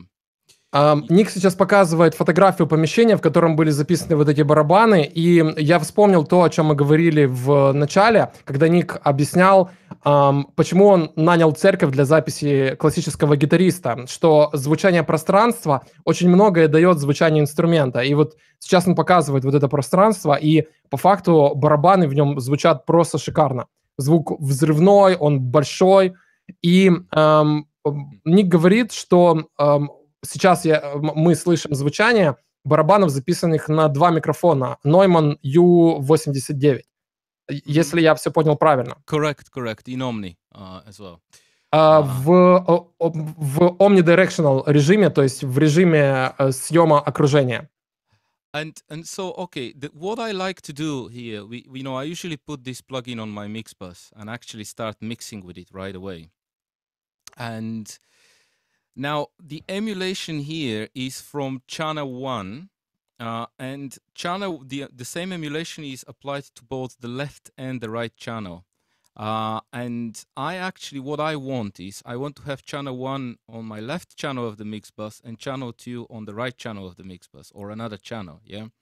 So what I do in Pro Tools, I will unlink actually the left and the right channels, and I will choose for the right channel a different channel, if that makes any sense. So you see the right channel is emulating, is going through channel 2, where the left channel is going through channel 1. Actually, I need to switch it on. Wait, there. Ник сейчас показал одну из моих самых любимых фишек в Pro Tools. Это то, что для левого и правого каналов можно использовать различные настройки плагина. И с Cream Ник сейчас показал очень-очень крутую штуку, которую я уже тоже тестировал, но если вы ее не пробовали, обязательно испробуйте. Это использование, например, первого линейного канала для обработки левого канала, а второго линейного, не линейного канала, а линейного входа. Второго линейного входа для обработки правого канала. В этом случае мы получим немного разные звуковые характеристики, и если вы слушали Ника внимательно, то разные каналы, которые он сэмплировал для плагина Cream, дают разную фазовую характеристику. Соответственно, используя вот такую фишку, для левого и правого канала мы получим разную фазовую характеристику. И я надеюсь, что это очень сильно повлияет в хорошем смысле на звучание пространства барабанов. Я надеюсь, что они станут звучать шире, мощнее. Да, Ник? Или что-то произойдет другое? Yes, correct. And the thing is that when you have the left and the right channels are slightly different, you introduce a decorrelation, a difference in the stereo field. And so the result is that the stereo image becomes a little bit wider because you're introducing a difference. В этом случае спектральная информация будет несколько разной. Ник называет это decorrelation, то есть декорреляция стереоинформации левого и правого каналов. В этом случае мы получим более широкое звучание, чем оно было изначально. Давайте послушаем, но, насколько я знаю, Hangouts до сих пор работает в моно, поэтому мы не услышим разницу в стерео, к сожалению. Okay, so it's mono. Да, Hangouts работает в моно, и это ограничение, которое мы не услышим. Но, Ник, вот эту фишку с использованием немного разных настроек приборов я показывал в своих стримах по Pro Tools, во многих из них, когда немного по-разному настраивал кривые эквалайзера, чтобы создать псевдо-стереоэффект для моноисточников. То есть, например, ослаблял частоту 3 кГц для левого канала и немного поднимал эту же частоту для правого канала. То же самое в нижней середине. Например, опускал 250 Гц для правого канала и поднимал 250 Гц для левого канала. И вот эта небольшая разница создавала расширение звучания музыкальных источников. И это работает просто потрясающим образом. Но Scream это работает просто феноменально. Я уже тестирую эти вещи с момента еще бета-версии Крим. Это просто шикарно. То, что ты это сделал, это просто супер. Okay. Okay. Well, are there any questions, or should I just talk a little bit more about the different plugins? Да, сейчас... Ага, у нас вот как раз вопрос есть касательно фазовой характеристики. Мистер Швир спрашивает: у меня есть просьба к Нику, если возможно, расскажите, пожалуйста, про фазовое искажение, изменения в плагинах акустики, как они влияют на звук, на ощущение звука, на восприятие. Вот как раз об этом мы сейчас и говорим. Вопрос в тему, и я думаю, стоит немного больше сосредоточиться как раз на вот этом моменте. Возможно, ты покажешь еще какие-то моменты, связанные с фазой для Крим и для Lime. Что ты думаешь по этому поводу? Well, first let me explain a little bit more about the phase, maybe, because this was your question. It's all about the phase, yes. Let's do it all about the phase. Okay. Think about this. Your hearing apparatus, it's actually a survival mechanism, yeah? And it's, as such, you know, it has the functions of localizing sound. You know, when you are at risk of being... Wait a second, Nick. You could turn your web camera on. Just stop sharing because you're explaining. Okay. I want people to look at your face now. Okay. Okay, Right. great. I thought that they're seeing my face. Okay. Yeah. So, you know, if you think about this kind of scenario where you need to survive, and your ears will tell you something is happening behind me, you need to determine what's the size of that thing and where it comes from. Yeah, these are the two questions that you have. Because am I going to be the one that will try to eat this thing, or is this thing going to be the one that will try to eat me? And actually, transients have very important information here. You know, there are one ways in which we will localize sound. So I believe that we have evolved to have a very good hearing for these kind of changes, you know, these kind of quick changes in amplitude, what the transients are. Okay. And I think that this is exactly why when the phase of a device changes the transients, our perception of everything changes as well, in a way. Окей. Ник говорит, что в вопросах фазы есть очень много психоакустических моментов. В первую очередь, он говорит, что у человека есть определенные естественные механизмы выживания. И один из этих механизмов как раз заточен на слухе. То есть в чем это заключается? Мы слышим какой-то звук позади нас, и мы можем четко определить, или мы стараемся четко определить размер того, что мы слышим сзади, и насколько далеко он находится от нас. То есть в процессе развития человеческого слуха мы получили характеристику очень чутко реагировать на транзиенты сигнала. И поэтому любые изменения в вот этих транзиентах, они очень сильно влияют на наше восприятие звука. Yeah, pretty much. Did they also want to see some more like examples of different phase, or? Of course, okay. Nick, guys want to see everything which you prepare. Okay, I'll share the screen and I'll just show you something else. It's actually from Sand, and it's an interesting thing that you can see here. Is so if you look at the mix bus output of a console, let's say British modern console, and the group bus output. So, you know, you have the group buses and you have the mix bus. So this is the frequency response of them. And this is how they change. So this is the group bus. This is the mix bus. And as you can see, there might be a tiny bit of a difference, but they're very close. You know, there's a bit of a loss in high frequencies, but it's very minimal. It's less than a decibel. Now, maybe you can hear this. I'm not saying that you cannot hear it. But, okay, the thing is that when you listen to the sound of both, they sound very different. Now, you can say, well, but what about the harmonic distortion?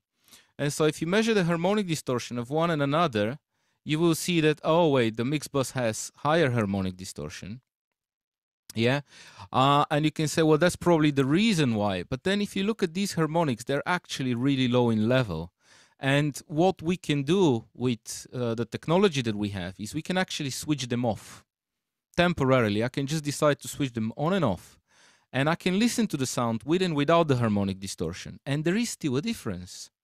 And so the question is, where does the difference come from? And, you know, the only thing that I could give as an explanation is this. This is the phase of the mix bus. And this is the phase of the group bus. And you can see that there's a substantial difference in the high frequencies. And when you listen to it, like if you run a drum loop through the two, you would start hearing a change in the perception of the hi-hat, the attack of the snare drum, you know, that kind of stuff. Окей. Ник сейчас показал очень интересные примеры. Он говорит, что давайте возьмем, например, плагин Sound, в котором мы знаем, что присутствует несколько эмуляций консолей SSL, современных их версий. И в Sound было запечатлено несколько групповых и мастер-каналов. То есть мы сейчас видим групповой канал Bass A, и на другом рисунке мы видели Mix A канал. То есть это канал мастер-шины. И Ник говорит, что когда мы включаем, например, барабанный луп и слушаем их с включенным режимом Mix A, а потом переключаемся на режим Bass A, мы слышим значительную разницу в звучании. Хотя частотная характеристика, как мы видели на графиках, была практически идентичной. Первое, что мы думаем, это, возможно, гармоники влияют. Вот сейчас вы видите частотные характеристики, Ник переключается. Вот. А теперь мы видим гармонические искажения. Ник говорит, что первое, что мы думаем, возможно, разница в гармонических искажениях. И да, действительно, для мастер-шины и для групповой шины добавляемые гармоники разные. На групповой шине их значительно меньше, а на мастер-шине их значительно больше. Но когда мы выключим гармонические искажения временно для того, чтобы понять, как это звучит, технически в процессе разработки вот этих режимов это можно сделать. И когда мы слушаем, мы понимаем, что нет, все равно разница в звучании есть. И не гармонические искажения влияют на это в первую очередь. И вот тут как раз в дело вступает фаза. И Ник показывал последние два рисунка. Вот мы сейчас видим фазу канала мастер-шины, и на другом рисунке мы видели фазу канала групповой шины. Вы видите, что в высоких частотах особенно фазовая характеристика отличается очень сильно. И это влияет на ощущение яркости и открытости звучания. Групповой канал будет звучать с большим количеством высоких частот, чем мастер-канал, потому что фазовая характеристика влияет на это. Вы видите, да, что к 20 килогерцам на мастер-канале фазовая характеристика стремится к инвертированию фазы, то есть к минус 180 градусам. Minus 90, maybe 60 to 90, I don't know what is it. Yeah. Да, от минус 60 до минус 90 градусов. Ник меня сейчас поправил. А для групповой шины фазовая характеристика стремится к плюс 20. Yeah, something like that. Yeah. Да, где-то плюс 20 градусам. То есть это в значительной степени влияет на ощущение и на прослушиваемость высоких частот.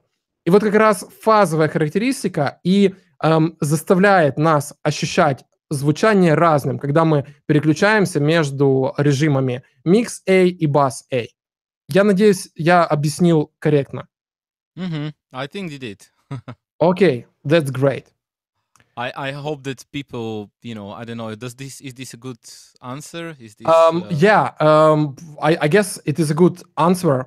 Большое спасибо за этот вопрос. Я надеюсь, Ник ответил на него корректно. Да, мы можем двигаться дальше. То есть мы видим, что фазовая характеристика очень много дает звучанию акустики, по плагинам акустики аудио.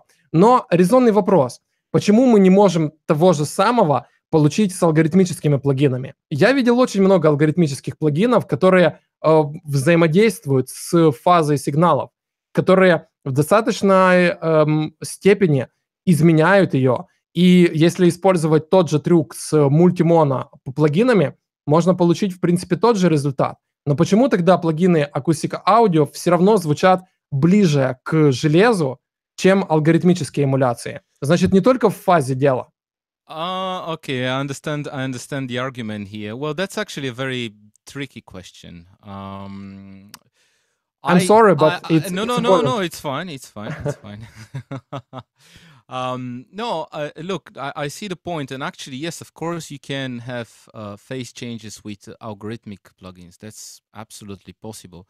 In fact, you know, you have algorithmic all-pass filters. I don't know if you've heard of all-pass filters. Yeah. That's basically just an FIR filter that, you know, you can change the phase only if you want to. We name them фазовые фильтры, phase filters, all pass filters. Okay, yeah. All right, I see. Now, why is there a difference? I don't have an absolute answer to this. It's a very interesting question because if you think about it from purely mathematical point of view, you know, you can say, oh well, it should behave like a minimum phase system, and you know the phase and the amplitude and also actually, because it's not just the phase. You know, all of these things are related also to a echo phenomenon, which maybe I can demonstrate very quickly. Yeah, of course. Ник говорит, что это довольно сложный вопрос, поэтому он попытается сейчас еще какие-то моменты привести, но он согласен с моими аргументами, что действительно при разработке алгоритмических плагинов можно использовать all-pass фильтры или фазовые фильтры, как мы их называем, для того, чтобы создать какую-то вот такую фазовую характеристику, похожую на реальное аналоговое устройство. И по факту мы видим вот эти изменения во многих алгоритмических плагинах, потому что было бы совершенно неправильно сейчас с нашей точки зрения говорить, что только плагины акустика аудио звучат хорошо. Многие алгоритмические плагины содержат в себе много мощи, но все равно есть определенная разница в звучании. Кто-то может считать ее лучше в одну или в другую сторону, но разница все равно между плагинами акустика аудио и другими алгоритмическими плагинами существенна. И звучание их очень отличается. Okay, well, yeah, actually, it's a very interesting question. I'll switch on the screen again, just so I can show something. So, you know, it's not just the phase. I mean, maybe you're not on screen now. I should be on screen now, I guess.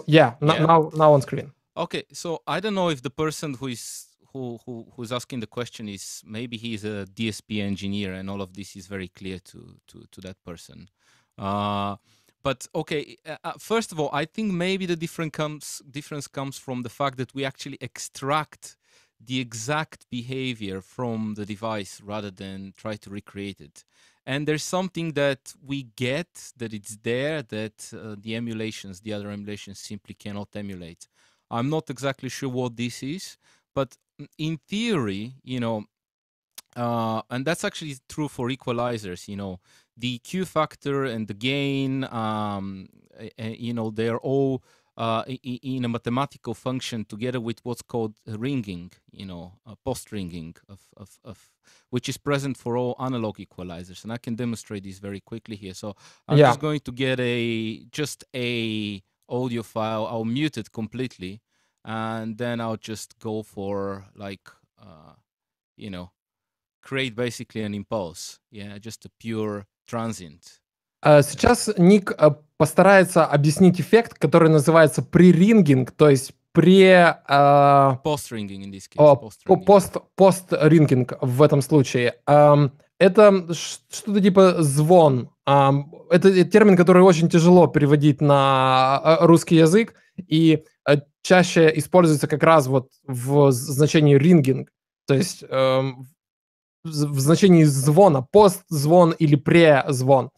Что сейчас сделал Ник? Он создал импульс. То есть вы видели, что он полностью удалил аудио и нарисовал импульс на основе цифровых точек. И сейчас он открыл эквалайзер и будет объяснять, что он делает. So, I mean, it's not just the phase change, right? There is also something else that happens in time, and this is this kind of effect, which is a little bit like an echo, if you wish.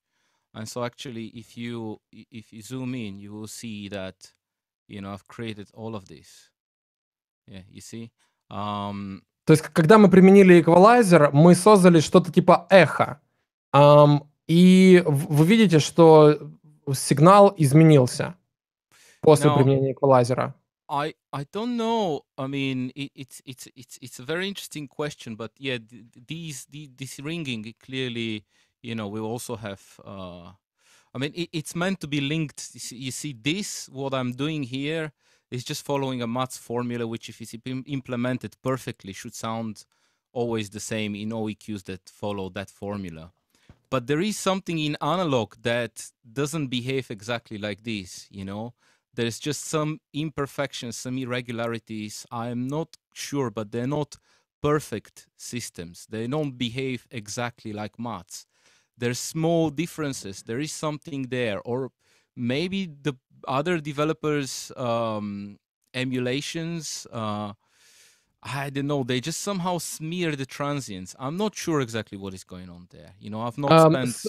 Смотри, Ник, вот то, что ты показал в этом примере, у тебя был просто импульс, и когда ты создал вот этот кастомный эквалайзер, было что-то дополнительное добавлено к сигналу. Вот видно, что сигнал начал изменяться после того, как ты включил эквалайзер. И по большому счету вот этот эквалайзер сработал как генератор звука. Он выполнил функцию какого-то осциллятора. Это так или это не так? Потому что вот это достаточно сложный технический момент, который... Понятно, что происходит, но непонятно, почему мы должны воспринимать это как важный аспект влияния на звук. Ну, произошло искажение импульса. Ну, хорошо. Это что дает... You change the phase there. What I'm also trying to show is that you have the ringing, but you also change the phase. So everything, it's not... Also algorithmics will change the phase. You know, this is what I'm saying as well here. Ага.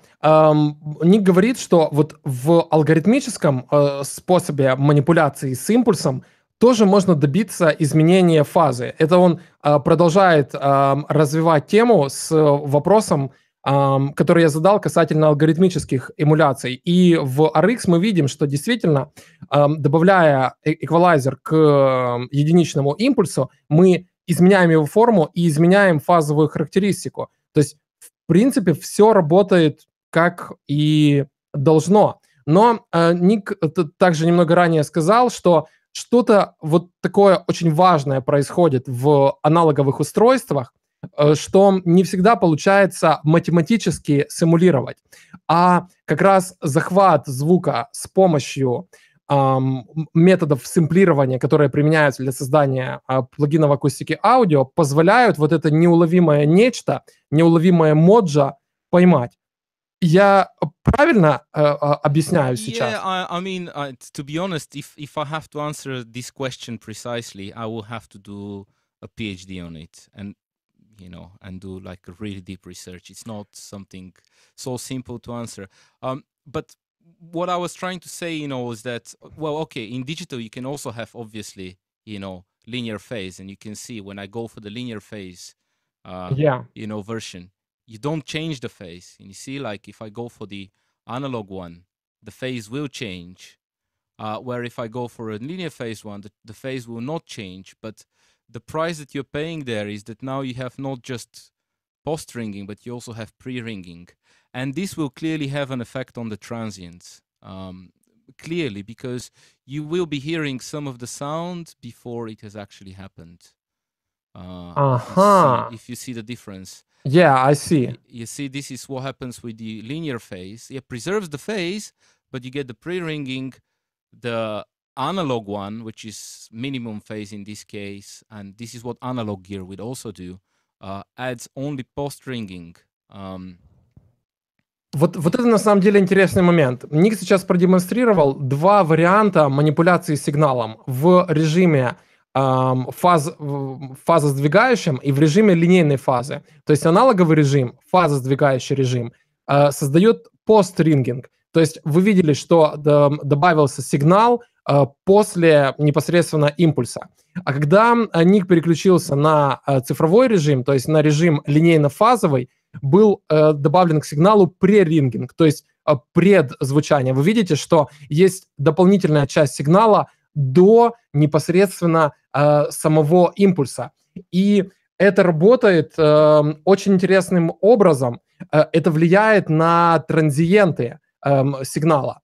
И, Ник, расскажи, как в звуковом плане это влияет на транзиенты? Что звучит более приятно? Pre-ringing или post-ringing? No, pre-ringing, whatever you do, you try to minimize it. So there was actually a discussion in our Facebook group just the other day about this, and they were talking about anti-aliasing filters, which are low-pass filters. And what you really want to do there is you want to, not be able to hear this pre-ringing effect, you see? This effect. And actually, with anti-aliasing filters, if this is really high, very, very high, well, you're probably not going to hear it. But with normal equalization, this pre-ringing can be very nasty. I'm a little bit afraid, to change the playback engine here and play the transients. Don't try to do this now. Yeah. Because, but what you hear is you hear a bit of the sound before it has happened, which is just not natural, and your ear hears basically this part here, this bit here. It hears it as this it's almost like if it's a snare drum, instead of like making pum, pum, it just makes vump, vump. It's almost like you have a bit of reversed reverb added to the snare drum. That's like swoosh at the beginning, like correct. So you have to be actually very careful with linear phase EQs. Хорошо. Ник объяснил то, что прерингинг в нашем случае — это большая проблема. Потому что этот эффект создает размывание звучания транзиентов. То есть это, по сути, воспринимается как реверсивная реверберация, которая добавляется к сигналу. Что-то типа перед непосредственно ударом малого барабана. Ник объяснил это на примере малого барабана, когда должен быть звук пух-пух-пух, а получается ву-пух. То есть есть какое-то дополнительное ву перед непосредственно самим транзиентом, самим ударом. И в этом случае лучше получить звучание, в котором будет пост-рингинг, чем пре-рингинг. Но в то же время мы с вами знаем, что многие мастеринг-инженеры и во многих случаях и я сам используем линейно-фазовые эквалайзеры на стадии мастеринга для того, чтобы не изменять фазовую характеристику обрабатываемых записей. Вот что в этой ситуации можно сказать? Потому что в случае с прерингингом, насколько я понимаю, линейно-фазовые эквалайзеры — это вредные инструменты. Well, you just use your ears, basically. No.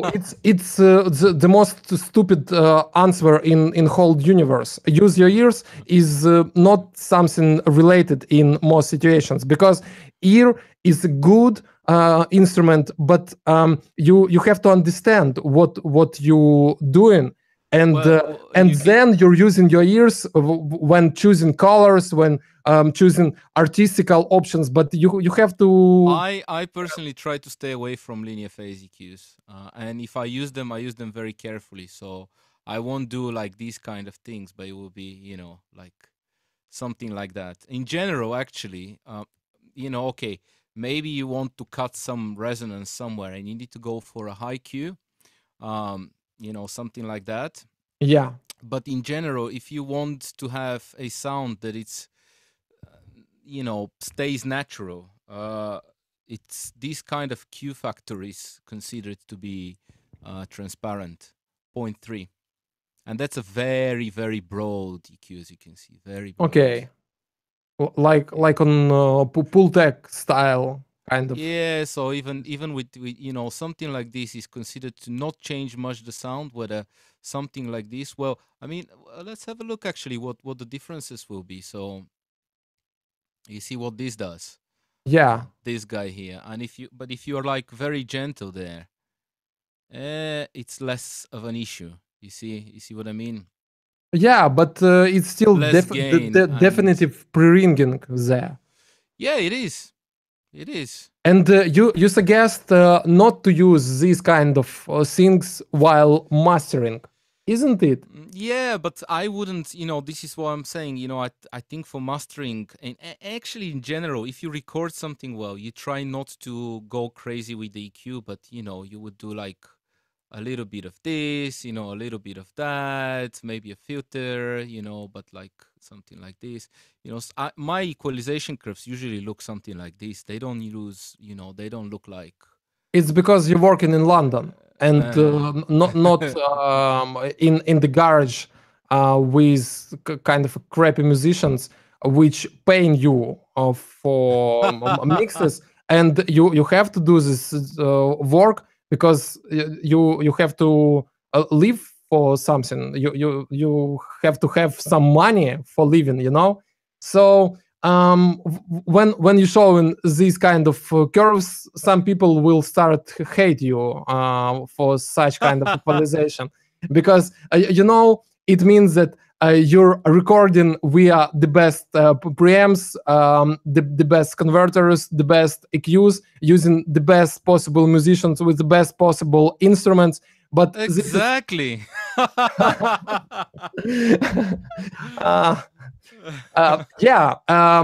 Of course, it's a strong point, but you're starting from something, and it's not always a point when you just start working with Beyonce, you starting working with like absolute not Beyonce.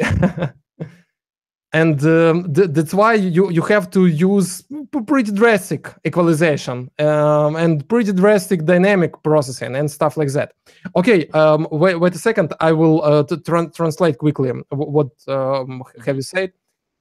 Ник говорил, что в своей работе он очень мало использует линейные эквалайзеры, как раз потому, что они создают прерингинг. И я задал вопрос касательно использования линейных эквалайзеров при мастеринге, и Ник показал несколько примеров, когда вот этот прерингинг не создает большую проблему.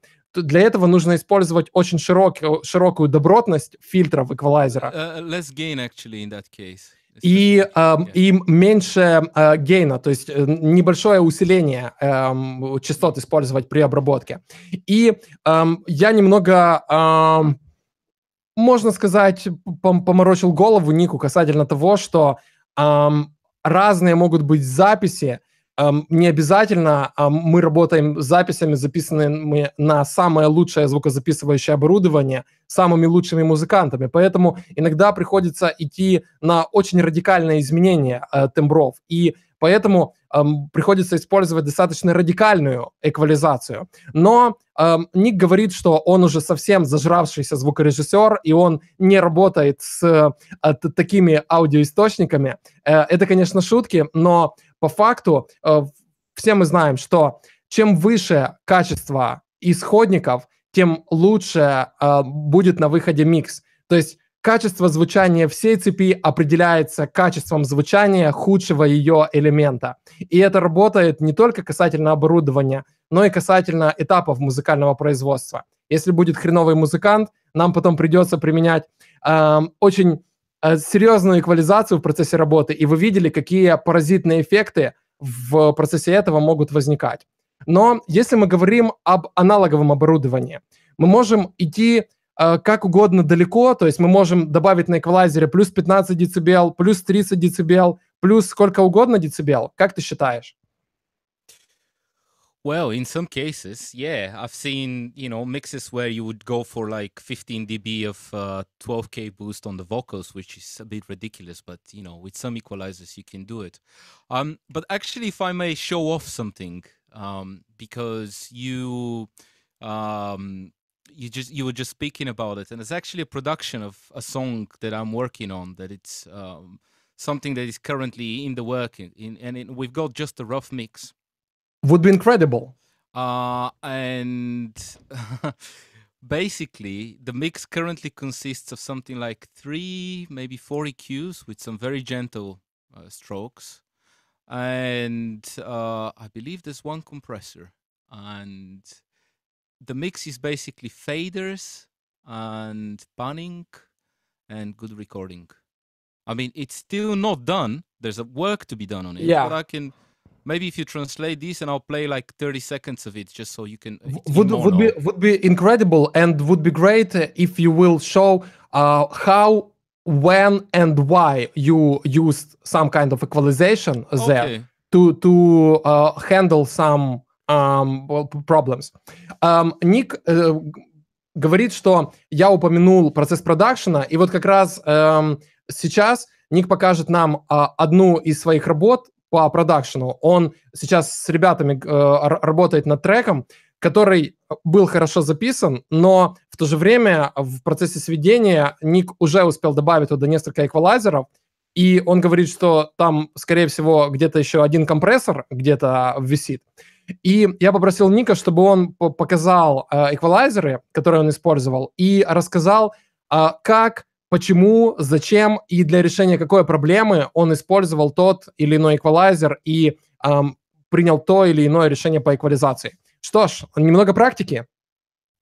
Okay, I'll just play a little bit of the mix, in mono. Would be great.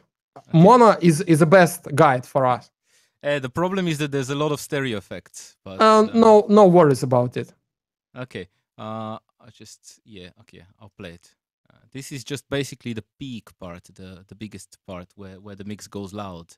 Okay, this is a rough mix. I want to understand. It's a rough mix. It's not the complete mix, yeah? Ник говорит, что это все еще сырой микс, то есть он только начал работать над ним, поэтому слушаем то, что происходит, и пытаемся услышать что-то через моновещание. We still need to record the vocals. Ага, для записи еще не были записаны вокалы, поэтому понятное дело, что этот микс точно не готов. Ник, покажи, пожалуйста, свой экран, чтобы мы видели то, что там происходит. Okay. Sorry, it's just up. Yeah, there you go. All right.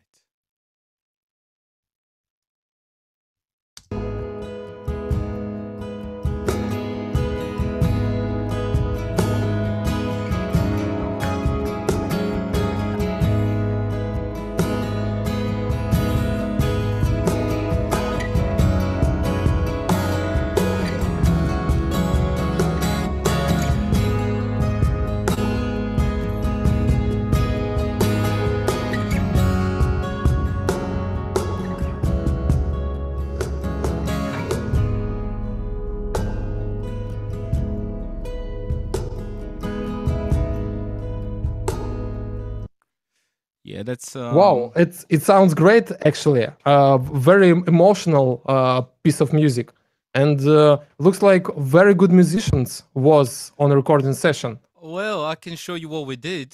It was just basically me and my friend in this yoga retreat center, and cost of the whole adventure almost for free. 2 microphones, but of an excellent quality.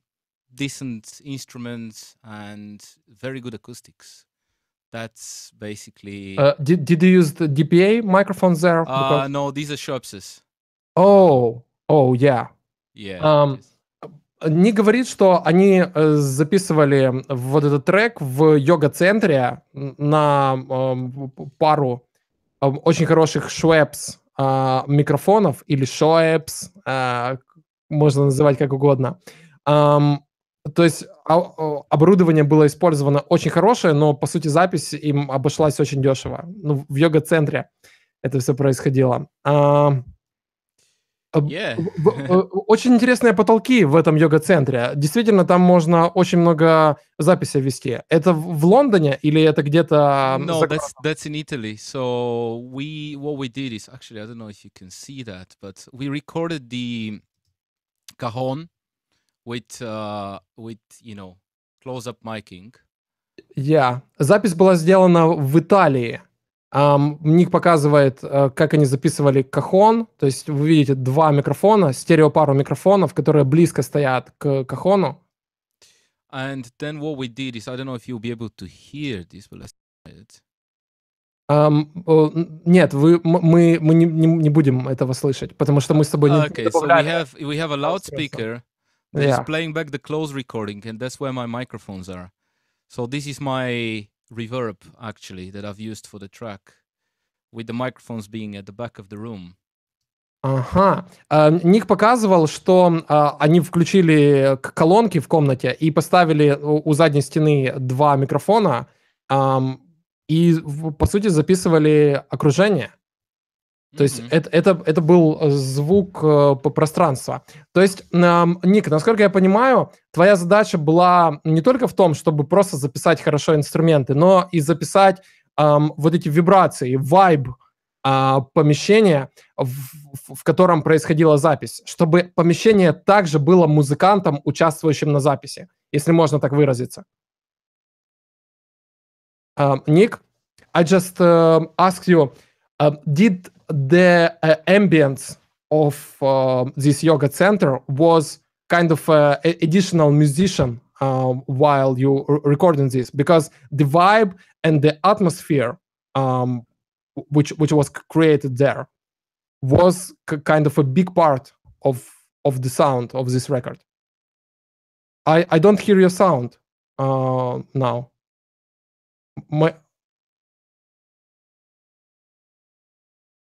Looks like you're... we've lost you here. Okay. Yeah, okay, that's why.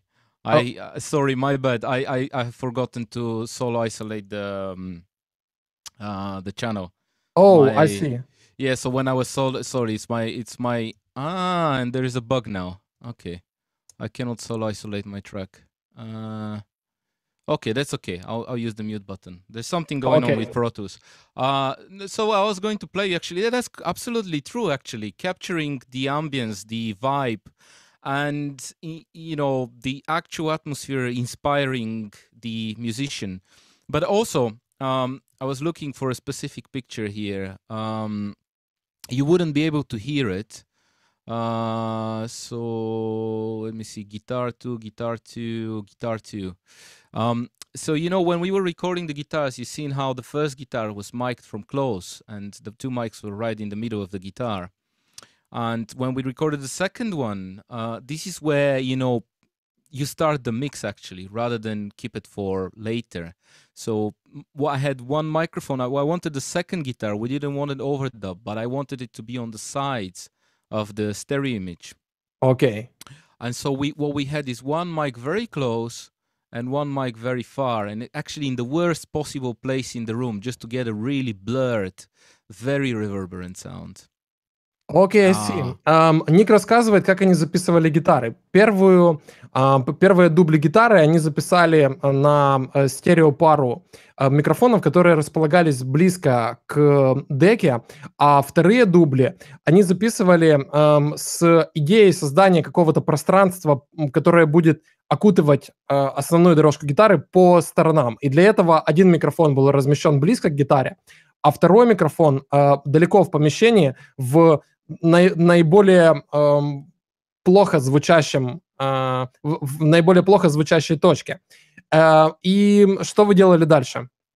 Well, then you pan them hard left and hard right, and all of a sudden you have a guitar that is on the side of the stereo image, and it's already mixed, and you don't have to do anything to it. И потом было достаточно спанорамировать одну дорожку с вот этого ближнего микрофона влево и другую дорожку с дальнего микрофона вправо, чтобы создать вот этот стереоэффект обрамляющий, который как раз мы и слышим в записи. То есть Ник говорит о том, что сведение лучше проводить уже на этапе записи. То есть вот эти моменты, связанные с такими подходами к записи, они как раз были сделаны с пониманием того, как это потом нужно будет сводить. То есть решения были приняты еще на этапе записи. Maybe I can play you a little bit of the cajon, and I could try to open the other session. Yeah, would be great. But I just have the cajon here, so I'll just play you that first.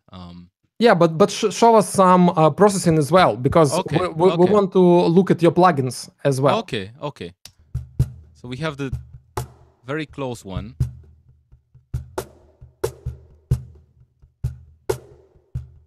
That's no processing at all, like absolutely no processing. Сейчас мы слышим кахон вообще без какой-либо обработки.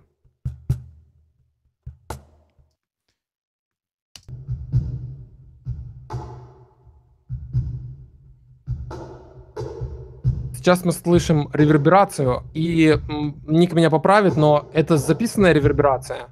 Correct, yeah. And so this is where, you would just reach for a nice equalizer and would be more drastic.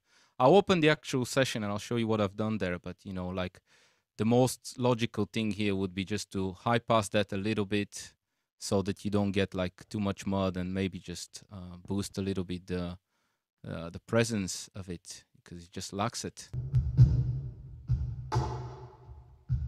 Ник сейчас обрезал немного низких частот, насколько я вижу,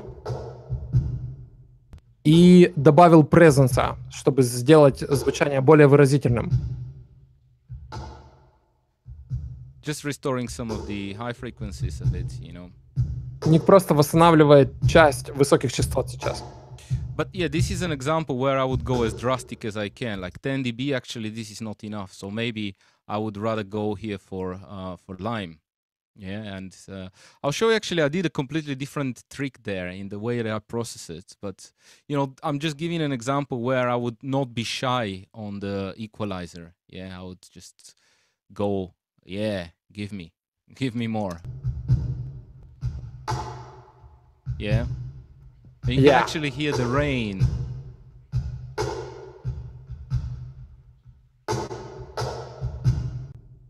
Ник сейчас показал два совершенно разных подхода. То есть на креме он выкрутил высокие частоты на 10 дБ, но этого было недостаточно. И он открыл Lime и сразу же переключился на полочный фильтр с центральной частотой в районе 1,6 кГц. То есть, по сути, он поднял всю высокую середину и все высокие частоты.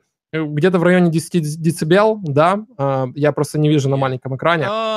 Possibly, yeah. I mean, this is like about 15 dB probably. Да, где-то в районе 15 дБ. И это как раз то, о чем и я рассказывал неоднократно в стримах и видео, посвященных плагинам Acustica Audio. Так как они фактически звучат как реальные железки, не нужно бояться выкручивать регуляторы на максимум. Потому что если бы на аналоговых приборах не было возможности добавить 20 дБ, это означало бы, что их не нужно добавлять. Но раз они есть, значит, фактически разработчики решили, что в каких-то случаях 20 дБ можно будет добавить. И мы это видим прекрасно на вот этом примере. But not always, yeah. Usually very gentle. Usually I'm very gentle. Okay. I totally disagree with you here, Nick. I totally disagree, because when I'm opening some Acustica Audio plugins, I just turn my knob up to the limit. Okay. И знаешь, эту фишку на самом деле исповедую не только я. Мы встречались на стриме с Дарлом Торпом, пока ты перезагружаешь сессию. Я расскажу тебе эту тему. Да, мы встречались на стриме с Дарлом Торпом. Я думаю, ты знаешь его. И он рассказывал историю, когда он сводил один из треков бэк, и бэк пришел на сессию и говорит, блин, нужно добавить больше высоких частот.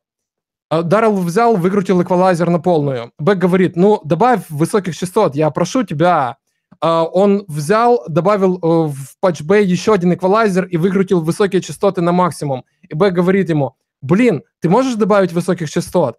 И Дарреллу пришлось еще добавлять один прибор в цепь, и он еще накрутил дополнительно. Это было безумие, но действительно это как раз то, что нужно было звучанию. То есть иногда даже выкрутить регулятор до предела, этого недостаточно бывает. Иногда требуется взять и несколько приборов выкрутить до предела. Поэтому ты просто со слишком британской музыкой, наверное, работаешь, где нужна нежность, аккуратность и чопорность подходов в эквализации.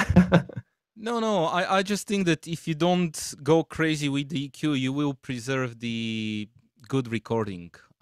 That's what I think. But of course that I go sometimes, what I was trying to say, I wouldn't EQ always like 2 dB, 3 dB, but I would start with something like that. And then if I need, I'll push for more, like in this example. I want to open the other session, but I'm realizing there might be two problems. First of all, it's 96 kilohertz. I don't know if this will have any effect. Maybe no effect. Maybe no effect, because we look back everything into our Hangouts. Mic currently is going through this specific session. Okay, I see. So I mean, I can do it. I can work it out, but it could affect our stream in the wrong way. So I don't know. It could be a bad idea, because it would be the ending point of our. That's what I'm afraid of. Actually, maybe I will show a few things here with the cajon, which I wanted to show. Would be great, definitely. Okay, I'll switch on my screen again then. Basically, well, I don't know if there are any experienced users there, Nebula users, but if you have, say, Lime EQ here, you will see that actually it doesn't come only with an EQ module, but it also comes with a most of the plugins come with a channel strip, full channel strip, and like this one, which hopefully will. I think something is going on with Pro Tools at the moment, because I cannot use my solo buttons. Yeah, I know it. Maybe open another example. Let's see. The circle of death is here. Ooh. I see. Not responding. I really hope this is not. This is going to be a very bad end. Well, I'll make close Pro Tools and reopen it if that's okay with you. Okay, but we will not hear you for the moment. For about 30 seconds. Okay, I will talk by myself. Just keep on talking. Okay, great. Ребята, пока Ник будет перезагружать Pro Tools, чтобы показать нам еще какие-то фишки, я сейчас вернусь к вопросам, постараюсь найти, что тут еще интересного есть. Вот, кстати, хороший вопрос еще от мистера Швир, если я правильно говорю. Олег, если будет возможность, спроси у нашего гостя про эквалайзеры с параллельной архитектурой. Sonoris Parallel Equalizer, TDR Nova. Обязательно спрошу, и Ник, возможно, расскажет. Но, насколько я знаю, Ник большую часть времени проводит с аналоговыми железками. Он хоть и парень достаточно молодой, но как звукорежиссер он еще тот old dog, работающий с традиционными микрофонами, традиционными конвертерами, традиционным аналоговым оборудованием, потому что, как он говорил ранее, его работа в университете САЯ была сопряжена с повсеместным использованием аналоговых девайсов. И по факту, если бы у каждого из нас была возможность работать с таким количеством аналоговых консолей, мы бы, скорее всего, вообще никакие плагины не изучали, потому что какой в этом смысл?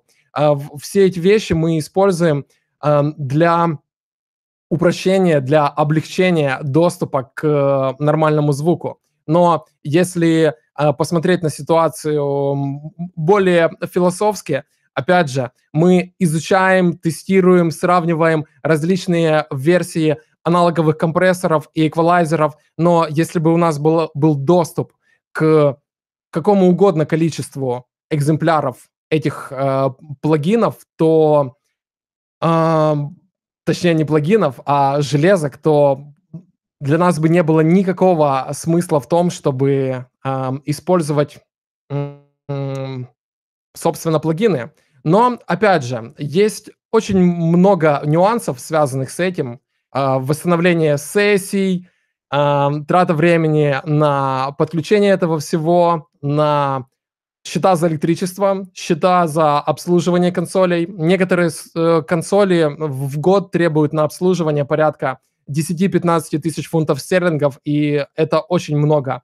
И многие мои друзья в Великобритании либо продали, либо продают свои консоли, потому что просто не хватает денег на их обслуживание, а их компоненты изнашиваются очень-очень быстро. Ник временно отсоединился от нашего стрима. Он, насколько я понимаю, сейчас перезагружает Pro Tools.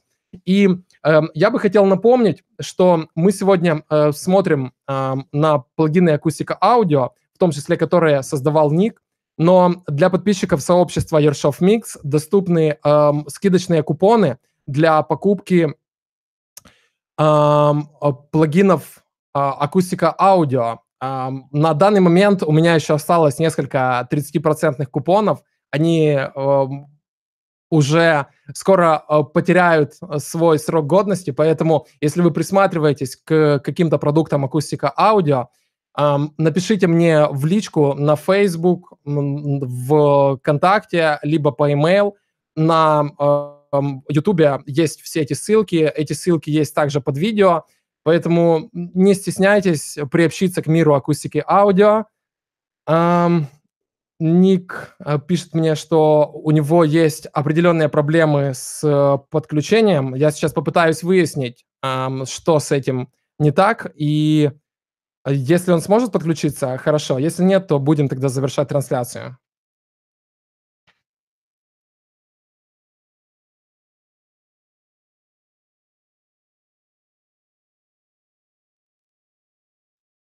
Так, Ник сейчас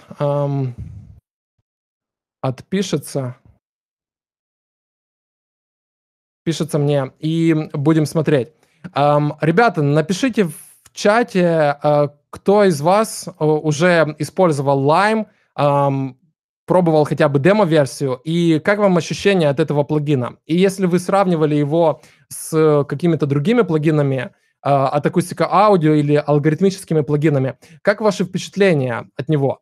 Потому что я просто обожаю этот прибор. И многие ребята, которые уже плотно сидят на Acustica Audio, также нашли его весьма полезным во многих задачах, как для частотной, так и для динамической обработки.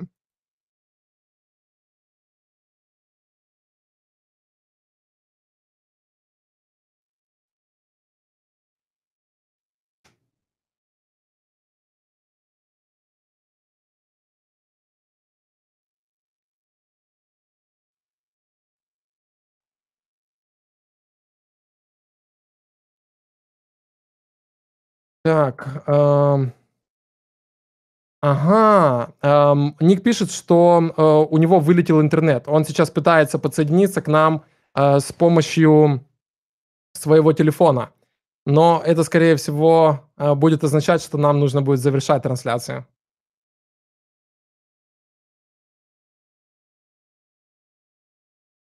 подождем немного.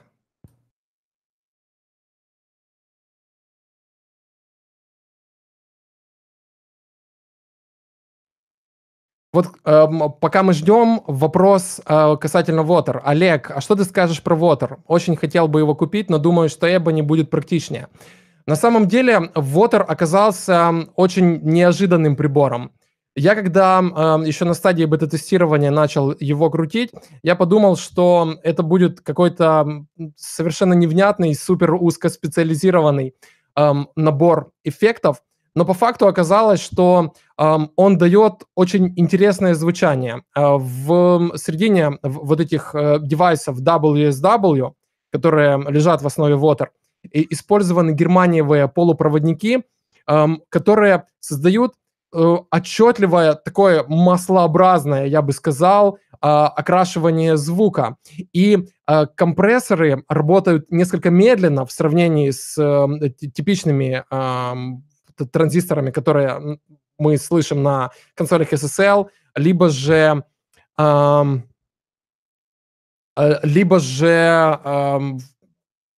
приборы Uray 1176, которые очень быстро отрабатывают, то Water в этом случае работает все-таки медленней. Но ребята из Acustica Audio в процессе прослушивания всех его настроек решили добавить несколько более быстрых опций релиза. Добавили несколько режимов из Ebony, и это убыстрило компрессор и сделало так, чтобы цвет, который добавляют германиевые полупроводники, остался, но в то же время компрессор работал так же быстро, как тот же Ebony.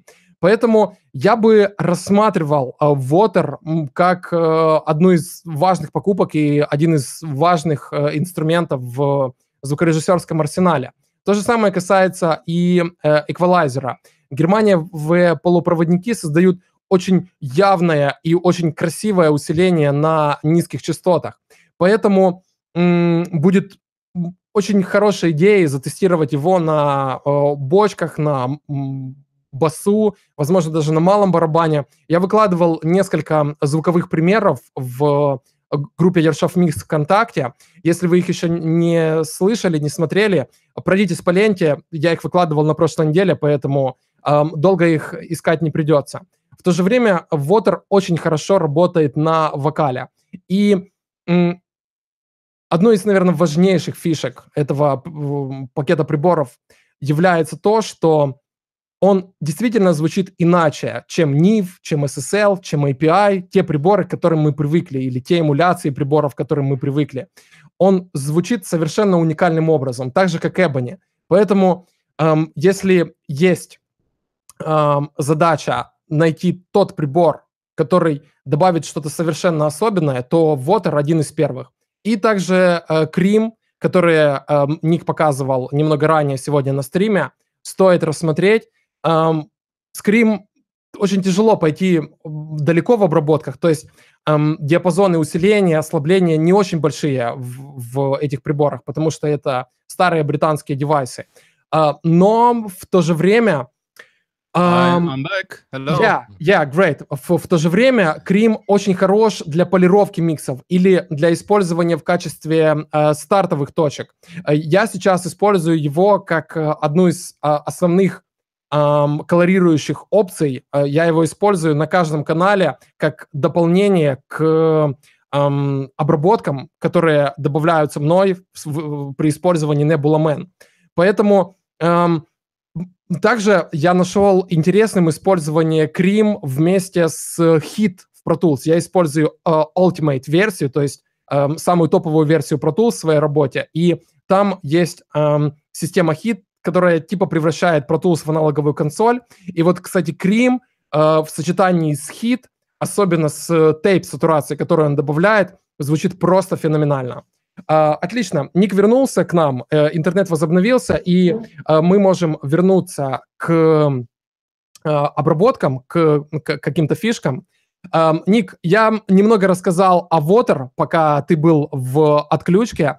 немного рассказал о Крим, о том, как это можно использовать, но я бы сейчас хотел, чтобы мы немного с тобой посмотрели на эквализацию, чтобы все-таки чуть больше практических примеров было в сегодняшнем стриме, чтобы ребята могли поэкспериментировать в своих проектах со звучанием, используя твои приборы. Если ты, конечно, не против, и если у тебя есть еще немного времени.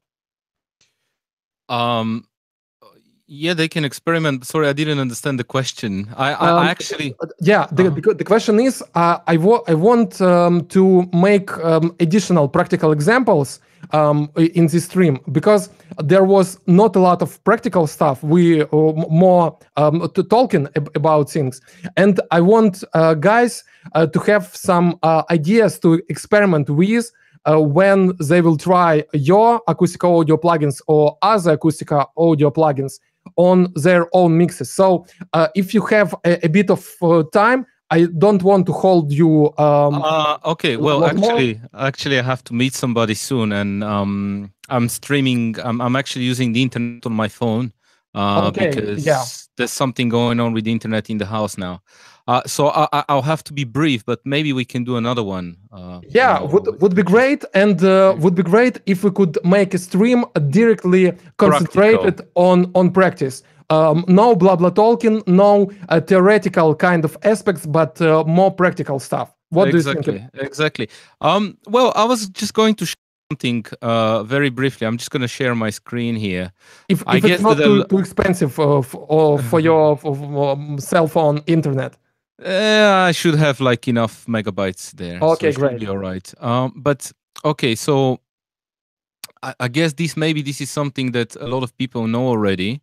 But you know, if you look at let's say Cream, you've got the channel strip, and then you have the EQ, the preamp, and the compressor, which are all inside the channel strip. But actually, the separate modules will have more functions. And what you should understand is that this guy would take more CPU than using the separate modules. This was actually something we were talking about. So I actually rarely use the channel strips, and I use them for specific reasons. For example, in Lime, I would use, the strip so that I can put the filters or the EQ in the sidechain of the compressor, for something like that. But otherwise, usually I will always use the separate modules. I'll use the Lime pre rather than using Lime itself when I want just the pre. I see.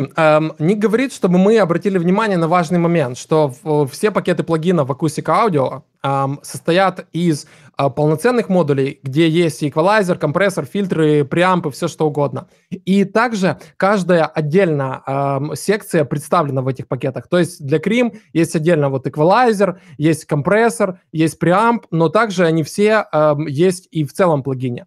И Ник говорит, что полный плагин он использует чаще всего только в тех случаях, когда ему нужно использовать какую-то предэквализацию или фильтрацию для сайдчейн, для использования на боковой цепи компрессора. То есть, когда ему нужно ограничить частотный диапазон на детекторе и потом только использовать компрессор, вот для этого он будет включать полную цепочку Lime. Вот этот плагин, который мы видим сейчас.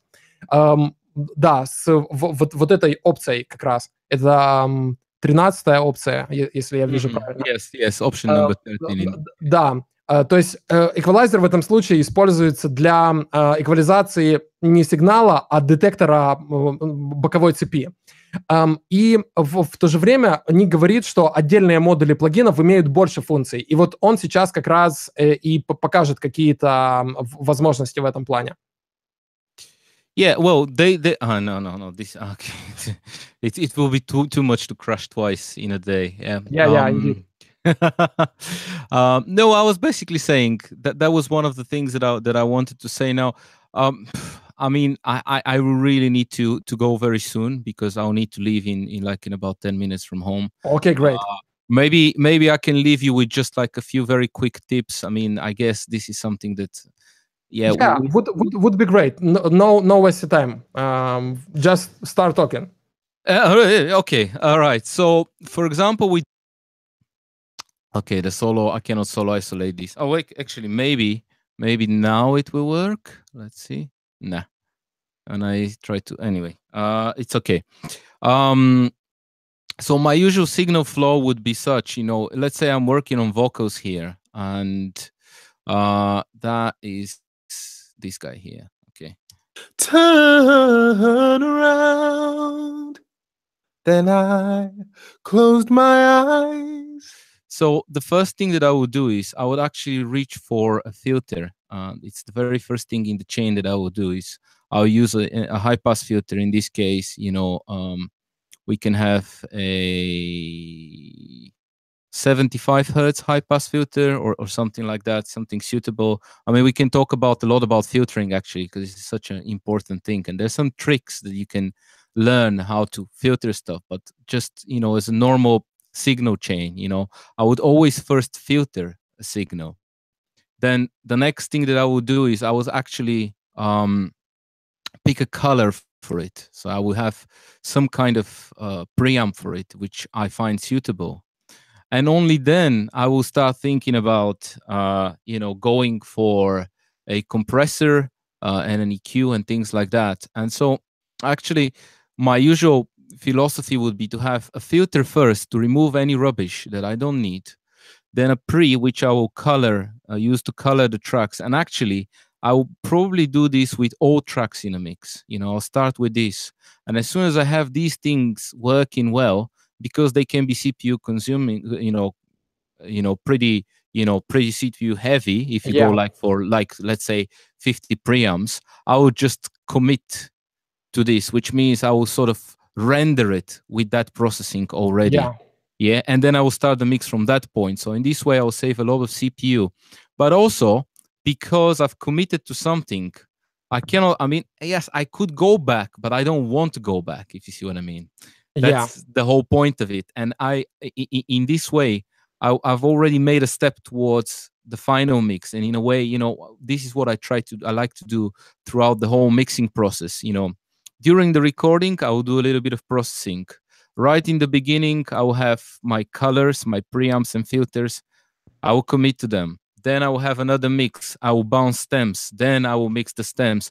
And so in my personal way of working, it's all about committing to things and taking decisions and just going ahead, not looking back. I see. Я попытаюсь быстро объяснить то, что говорил Ник. В своих рабочих цепочках он сразу же, вот как в примере с вокалом, включает фильтр и срезает лишние низкие частоты. Потом он включает преамп и добавляет какой-то цвет. И только потом уже начинает делать какую-то эквализацию или компрессию. И Ник говорит очень важный момент, что когда он добавил фильтр и преамп, он отрендерит эффекты. В Pro Tools этот процесс называется commit, когда мы рендерим аудиофайлы с использованием нескольких плагинов обработки. То есть вот мы рендерим фильтр и преамп в цепи. И потом Ник уже будет добавлять другие источники обработки. Почему он так делает? Потому что он хочет двигаться в миксинге вперед, то есть не останавливаться. И принятие вот таких решений позволяет ему сделать уже какие-то шаги и двигаться дальше. То же самое, как происходит в процессе записи. В процессе записи выбираются какие-то приборы, фильтры, преампы, они устанавливаются, через них записываются, и все, на миксинге мы не можем к этому вернуться. Тот же самый процесс как бы эмулируется и в этом варианте использования, который показал Ник. Очень хороший вариант самодисциплины на самом деле.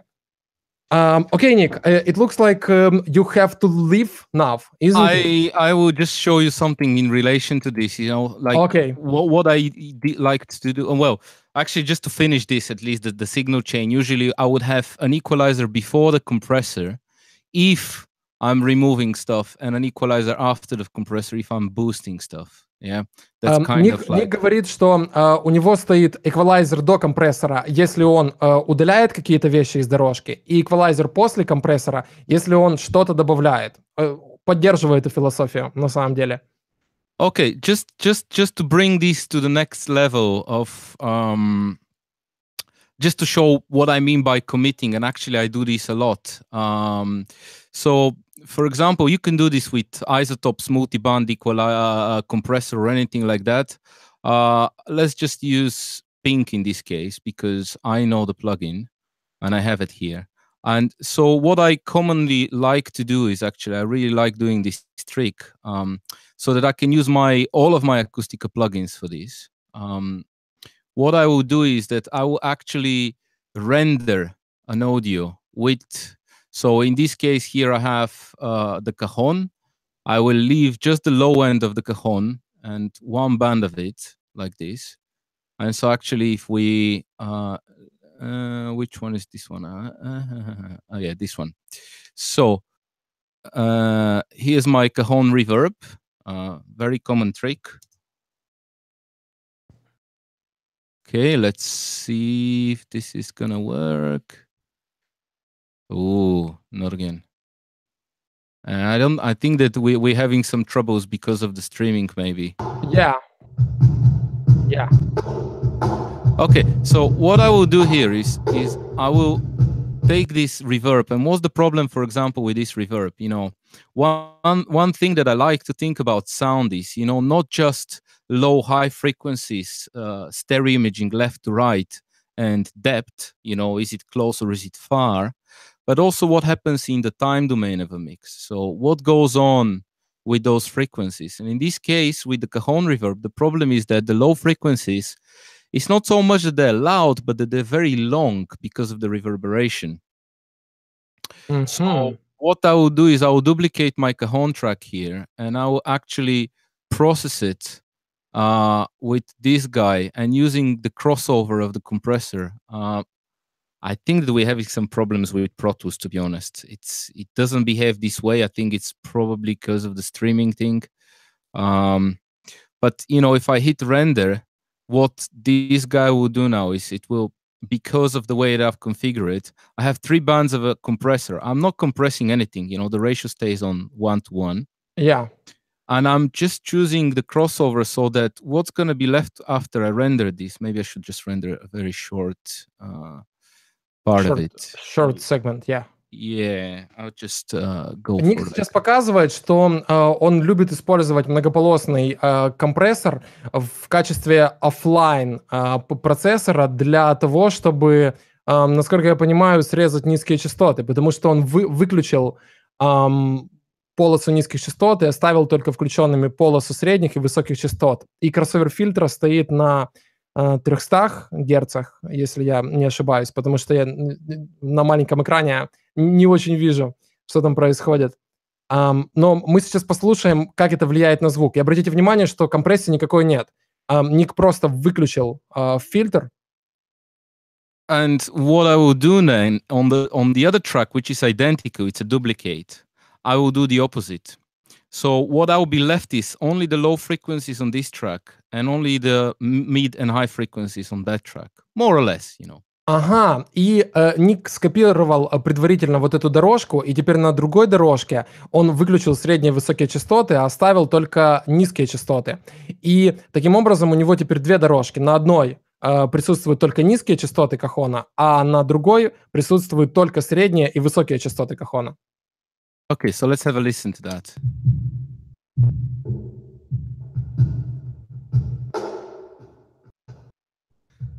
And so now what I can do is, first of all, I can control them.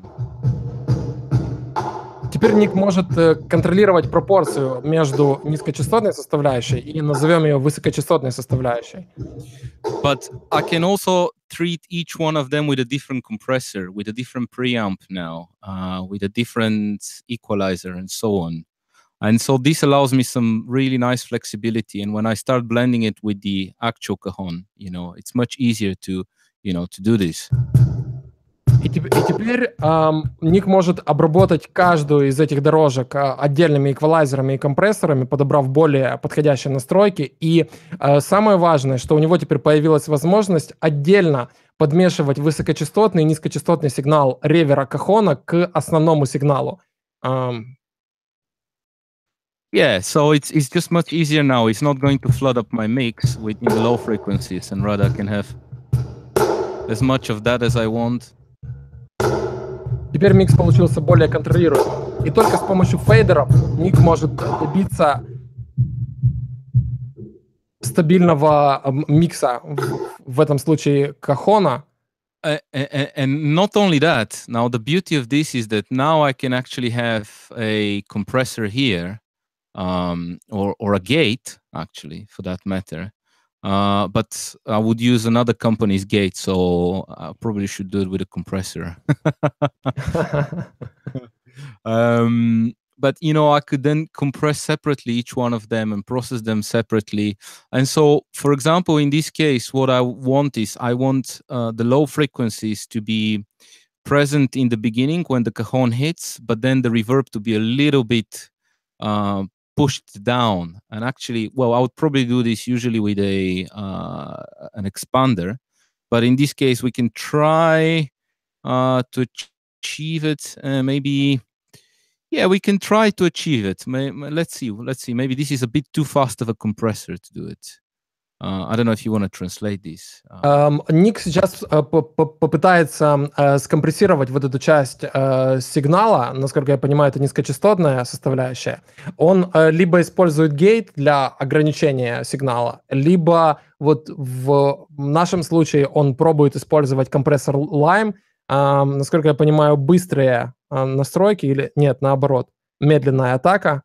Well, in this case, I would want slow attack. And the problem with Lime, actually, it's not a problem, it's a feature. It's a good thing, but the attacks are actually very fast. Maybe... В этом случае Ник использует медленную атаку, но по факту это все равно достаточно быстрая атака. Не экстремально быстрая, но достаточно быстрая. Yeah, I mean, let's see, actually. Threshold. And maybe, I don't know if people know what the shmod does, the shape modulation. It will slow down the attack. It sounds not so good in Russia. We called it SH mode, because shmod, it's like, I can't say it. But okay, this is not working miracles at the moment. It's not bad, but see how this is just long and undefined. And what I would try, okay, it's a bit too loud. What I would really try to do here is to sort of try to push the release of the notes down and use the slow attack to, you know, to give a bit more presence to the punch, so that then actually when I mix it with the... С помощью компрессора Ник сейчас пытается немного усилить атаки и немного ослабить релиз отдельных ударов кахона на вот этой составляющей его эмбиенса. То есть в другом сценарии Ник использовал бы гейт, но в этом случае он показал, как можно использовать компрессор для того, чтобы немного очертить атаку и немного прибрать релиз. You could choose usual Pro Tools gate. Well, yeah, I mean, to be absolutely fair, I would just use, you know, isotope. I mean, this is actually helping, but it's not achieving the same result. Yeah. We can actually hear it with and without line, but I need something. I need the opposite too. You know, or something with a very slow attack. Actually, but.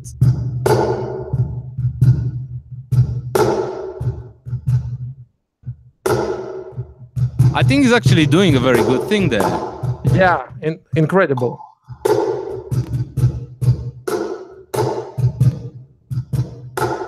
То есть мы слышим, когда Ник включает компрессор, явно слышно, что эмбиенс начинает немного выдвигаться вперед. И это звучит очень круто.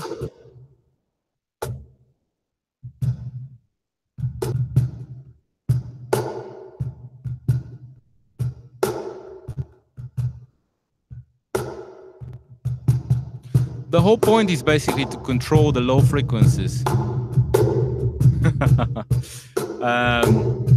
Yeah, I mean, the usual way of doing this would be actually with a gate, but obviously this is not by the company that I work for, so... Это ничего страшного, потому что все мы используем плагины Isotope. Я обожаю их приборы, я очень много материалов сделаю с их использованием, поэтому ничего страшного в этом нет. Можешь не волноваться.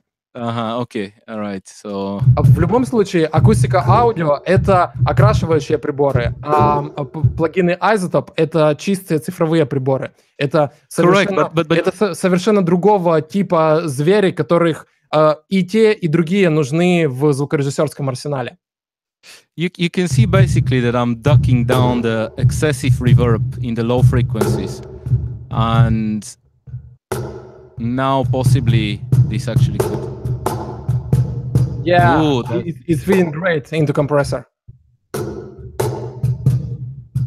С помощью гейта Ник немного ограничил хвост реверберации, и когда сигнал после вот этого ограничения попал в компрессор, он еще усилился, и это создало просто очень классный эффект звучания низкочастотной составляющей пространства кахона. Отличная фишка, на самом деле. Нужно будет поэкспериментировать с вот этими вещами. Great tip, Nick. Yeah. Incredible. The other thing is, so if we just listen to the normal cajon, and the thing that I was explaining about the sidechain filters, you can use a compressor as an EQ. Basically, that's what I like about it. So if I just have a normal compressor,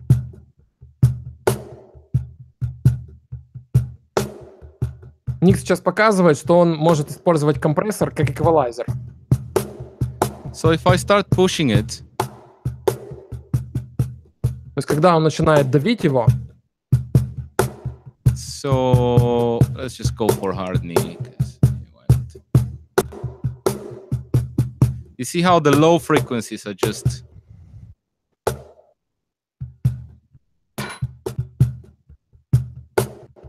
So they're just gone, basically. yeah. Yeah. Now, the beauty of this program, where you've got the filters in the sidechain, and you actually have a few different, if you go through these, you will see that there's all kinds of options that you can have. You can have the EQ, and basically, I really like processing vocals in a similar way with the EQ in the sidechain of a compressor. So what I'll do is I'll switch the high-pass filter here, and I just filter a little bit the low end. And this is what I would use the strip for.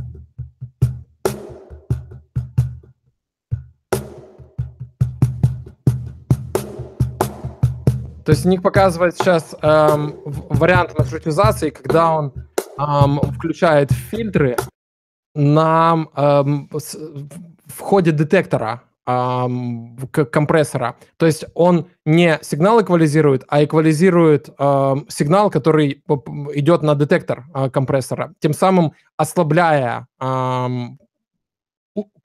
скажем так, усилия, которые компрессор будет делать при обработке сигнала. И мы видели, что когда фильтр был включен, компрессор стал сжимать сигнал немного меньше. То есть он уже стал более мягким.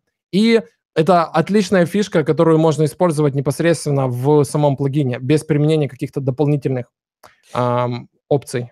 And that's what I would use the whole strip for, rather than the individual channels, just because it's very easy to do it. And actually, I'll just play it again, just so that people can hear it a bit better. Yeah.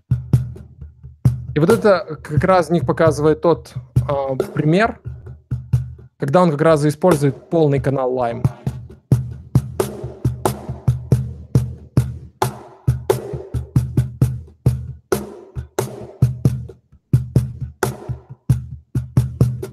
Вот вы видели, когда фильтр включается, компрессия становится более мягкой. Yeah, because the low frequencies are not triggering the compressor. But I do this exactly the same thing also for vocals very often, where I would actually... what? Yeah, remove it. Oh, I know what this does. It's okay. Basically, I would just do the same thing with vocals. This is mono. Okay, sorry, my bad. Let's just do this. Maybe this example very quickly. Although for bright vocals, vocals that are a bit aggressive, I like obviously using a de-esser, but I think Lime can be used for something similar, where you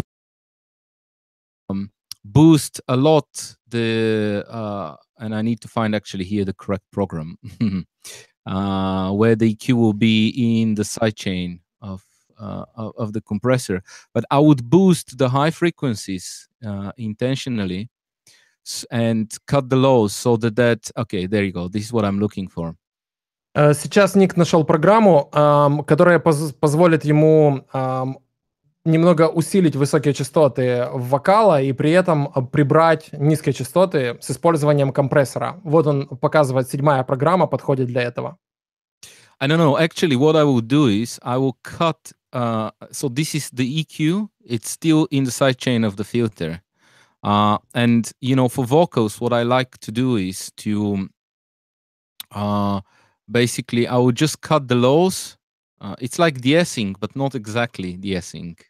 If you see what I mean. Да, Ник сейчас делает что-то типа деэссера, только это будет не деэссер, а он будет лайн будет срабатывать на другие частоты, не на высокие, да, Ник? Okay, listen. This is what the EQ will do to the voice.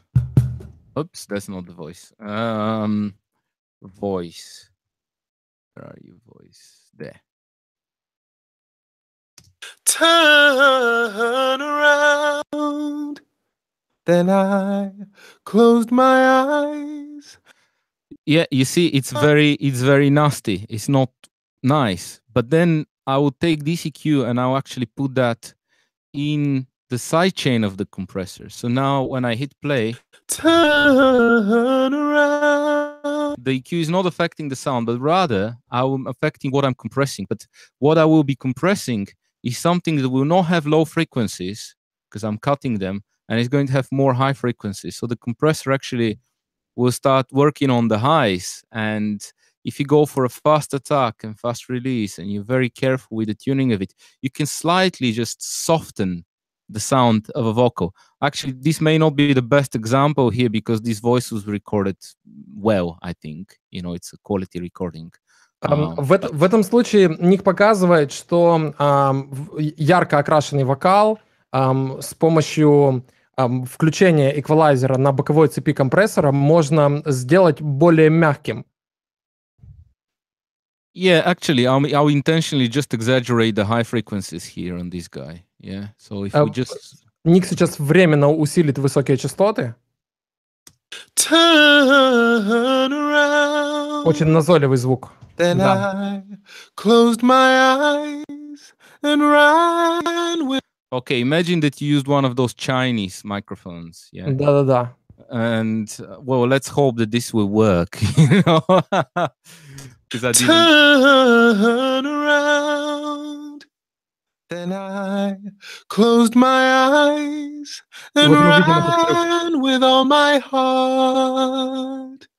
I braced myself against them all, placed my gate against the wall. It's not working really well. The idea is to... No, it's working. It's working. It's just that this is too much. You know, This is just too aggressive. But the idea is that when you just hit the compressor... Turn around. Then I closed my eyes and ran with all my heart. I braced myself against them all, placed my gate against the wall. Now I stand with nothing left. Thank God, like gold, I have nothing left. Thank God. Turn around. I don't know if you can hear it, but the idea is that I'll try to soften a sound with a compressor in some cases. I mean, this is... В этом случае Ник попытался использовать компрессор, по сути, как динамический эквалайзер, который слегка ослабляет высокочастотный сигнал. И вы видели, что он выставил быструю атаку, быстрый релиз, чтобы компрессор срабатывал максимально мгновенно. И благодаря вот таким настройкам вокал, который был слишком ярким, стал намного более мягким. И если вы делаете запись на, например, какой-нибудь дешевый китайский микрофон, то вот этот трюк может помочь решить проблему с излишне ядовитыми высокими частотами. Yeah, well, it wouldn't solve the problem, but it's just a different way of addressing it because you can try an EQ, you can try a de-esser, you can try a dynamic EQ, but this just gives a different kind of result, which is also worth exploring, I guess. Да, возможно, вот такой вариант обработки не решит все проблемы, но однозначно это тот вариант обработки, который стоит попробовать использовать при работе с вот такими источниками, как мы привели в примере. Okay, great. Very interesting. I need to go. I'm late. Yeah, okay. Just show us your face. Yeah, I will. And we will just finish it. Ребята, большое спасибо всем, кто был сегодня с нами на стриме. Я надеюсь, что трансляция была для вас интересной. Возможно, я уговорю Ника провести еще один более практический стрим, потому что мы рассмотрели не так уж много практических моментов, но какие-то фишки, я думаю, вы возьмете к себе на вооружение. Напишите Нику спасибо и до скорых встреч в чате. Я обязательно все эти вещи передам ему, когда мы будем списываться. Что ж, большое спасибо, Ник. Ребята, большое спасибо за внимание. Не забывайте о том, что у меня еще осталось несколько скидочных купонов на плагины Acustica Audio, в том числе Lime. Поэтому, если вы еще решаетесь о покупке, напишите мне в личку, и я пришлю вам купон. Ссылки на сайт Ника Georgiev Sound есть в подписи к данной трансляции. Также там будет ссылка на сайт Acustica Audio и ссылки на ресурсы Yorshoff Mix. Ник, большое спасибо тебе за сегодняшнюю встречу. Большое спасибо, and don't stop experimenting. Ник говорит большое спасибо и не бросайте экспериментов. Большое спасибо за внимание. Заходите на сайт yorshoffmix.com, подписывайтесь на наши обновления в соцсетях и не забывайте следить за выходом новых видео на канале Yorshoff Mix. До скорой встречи. Плывите к звуку. Bye.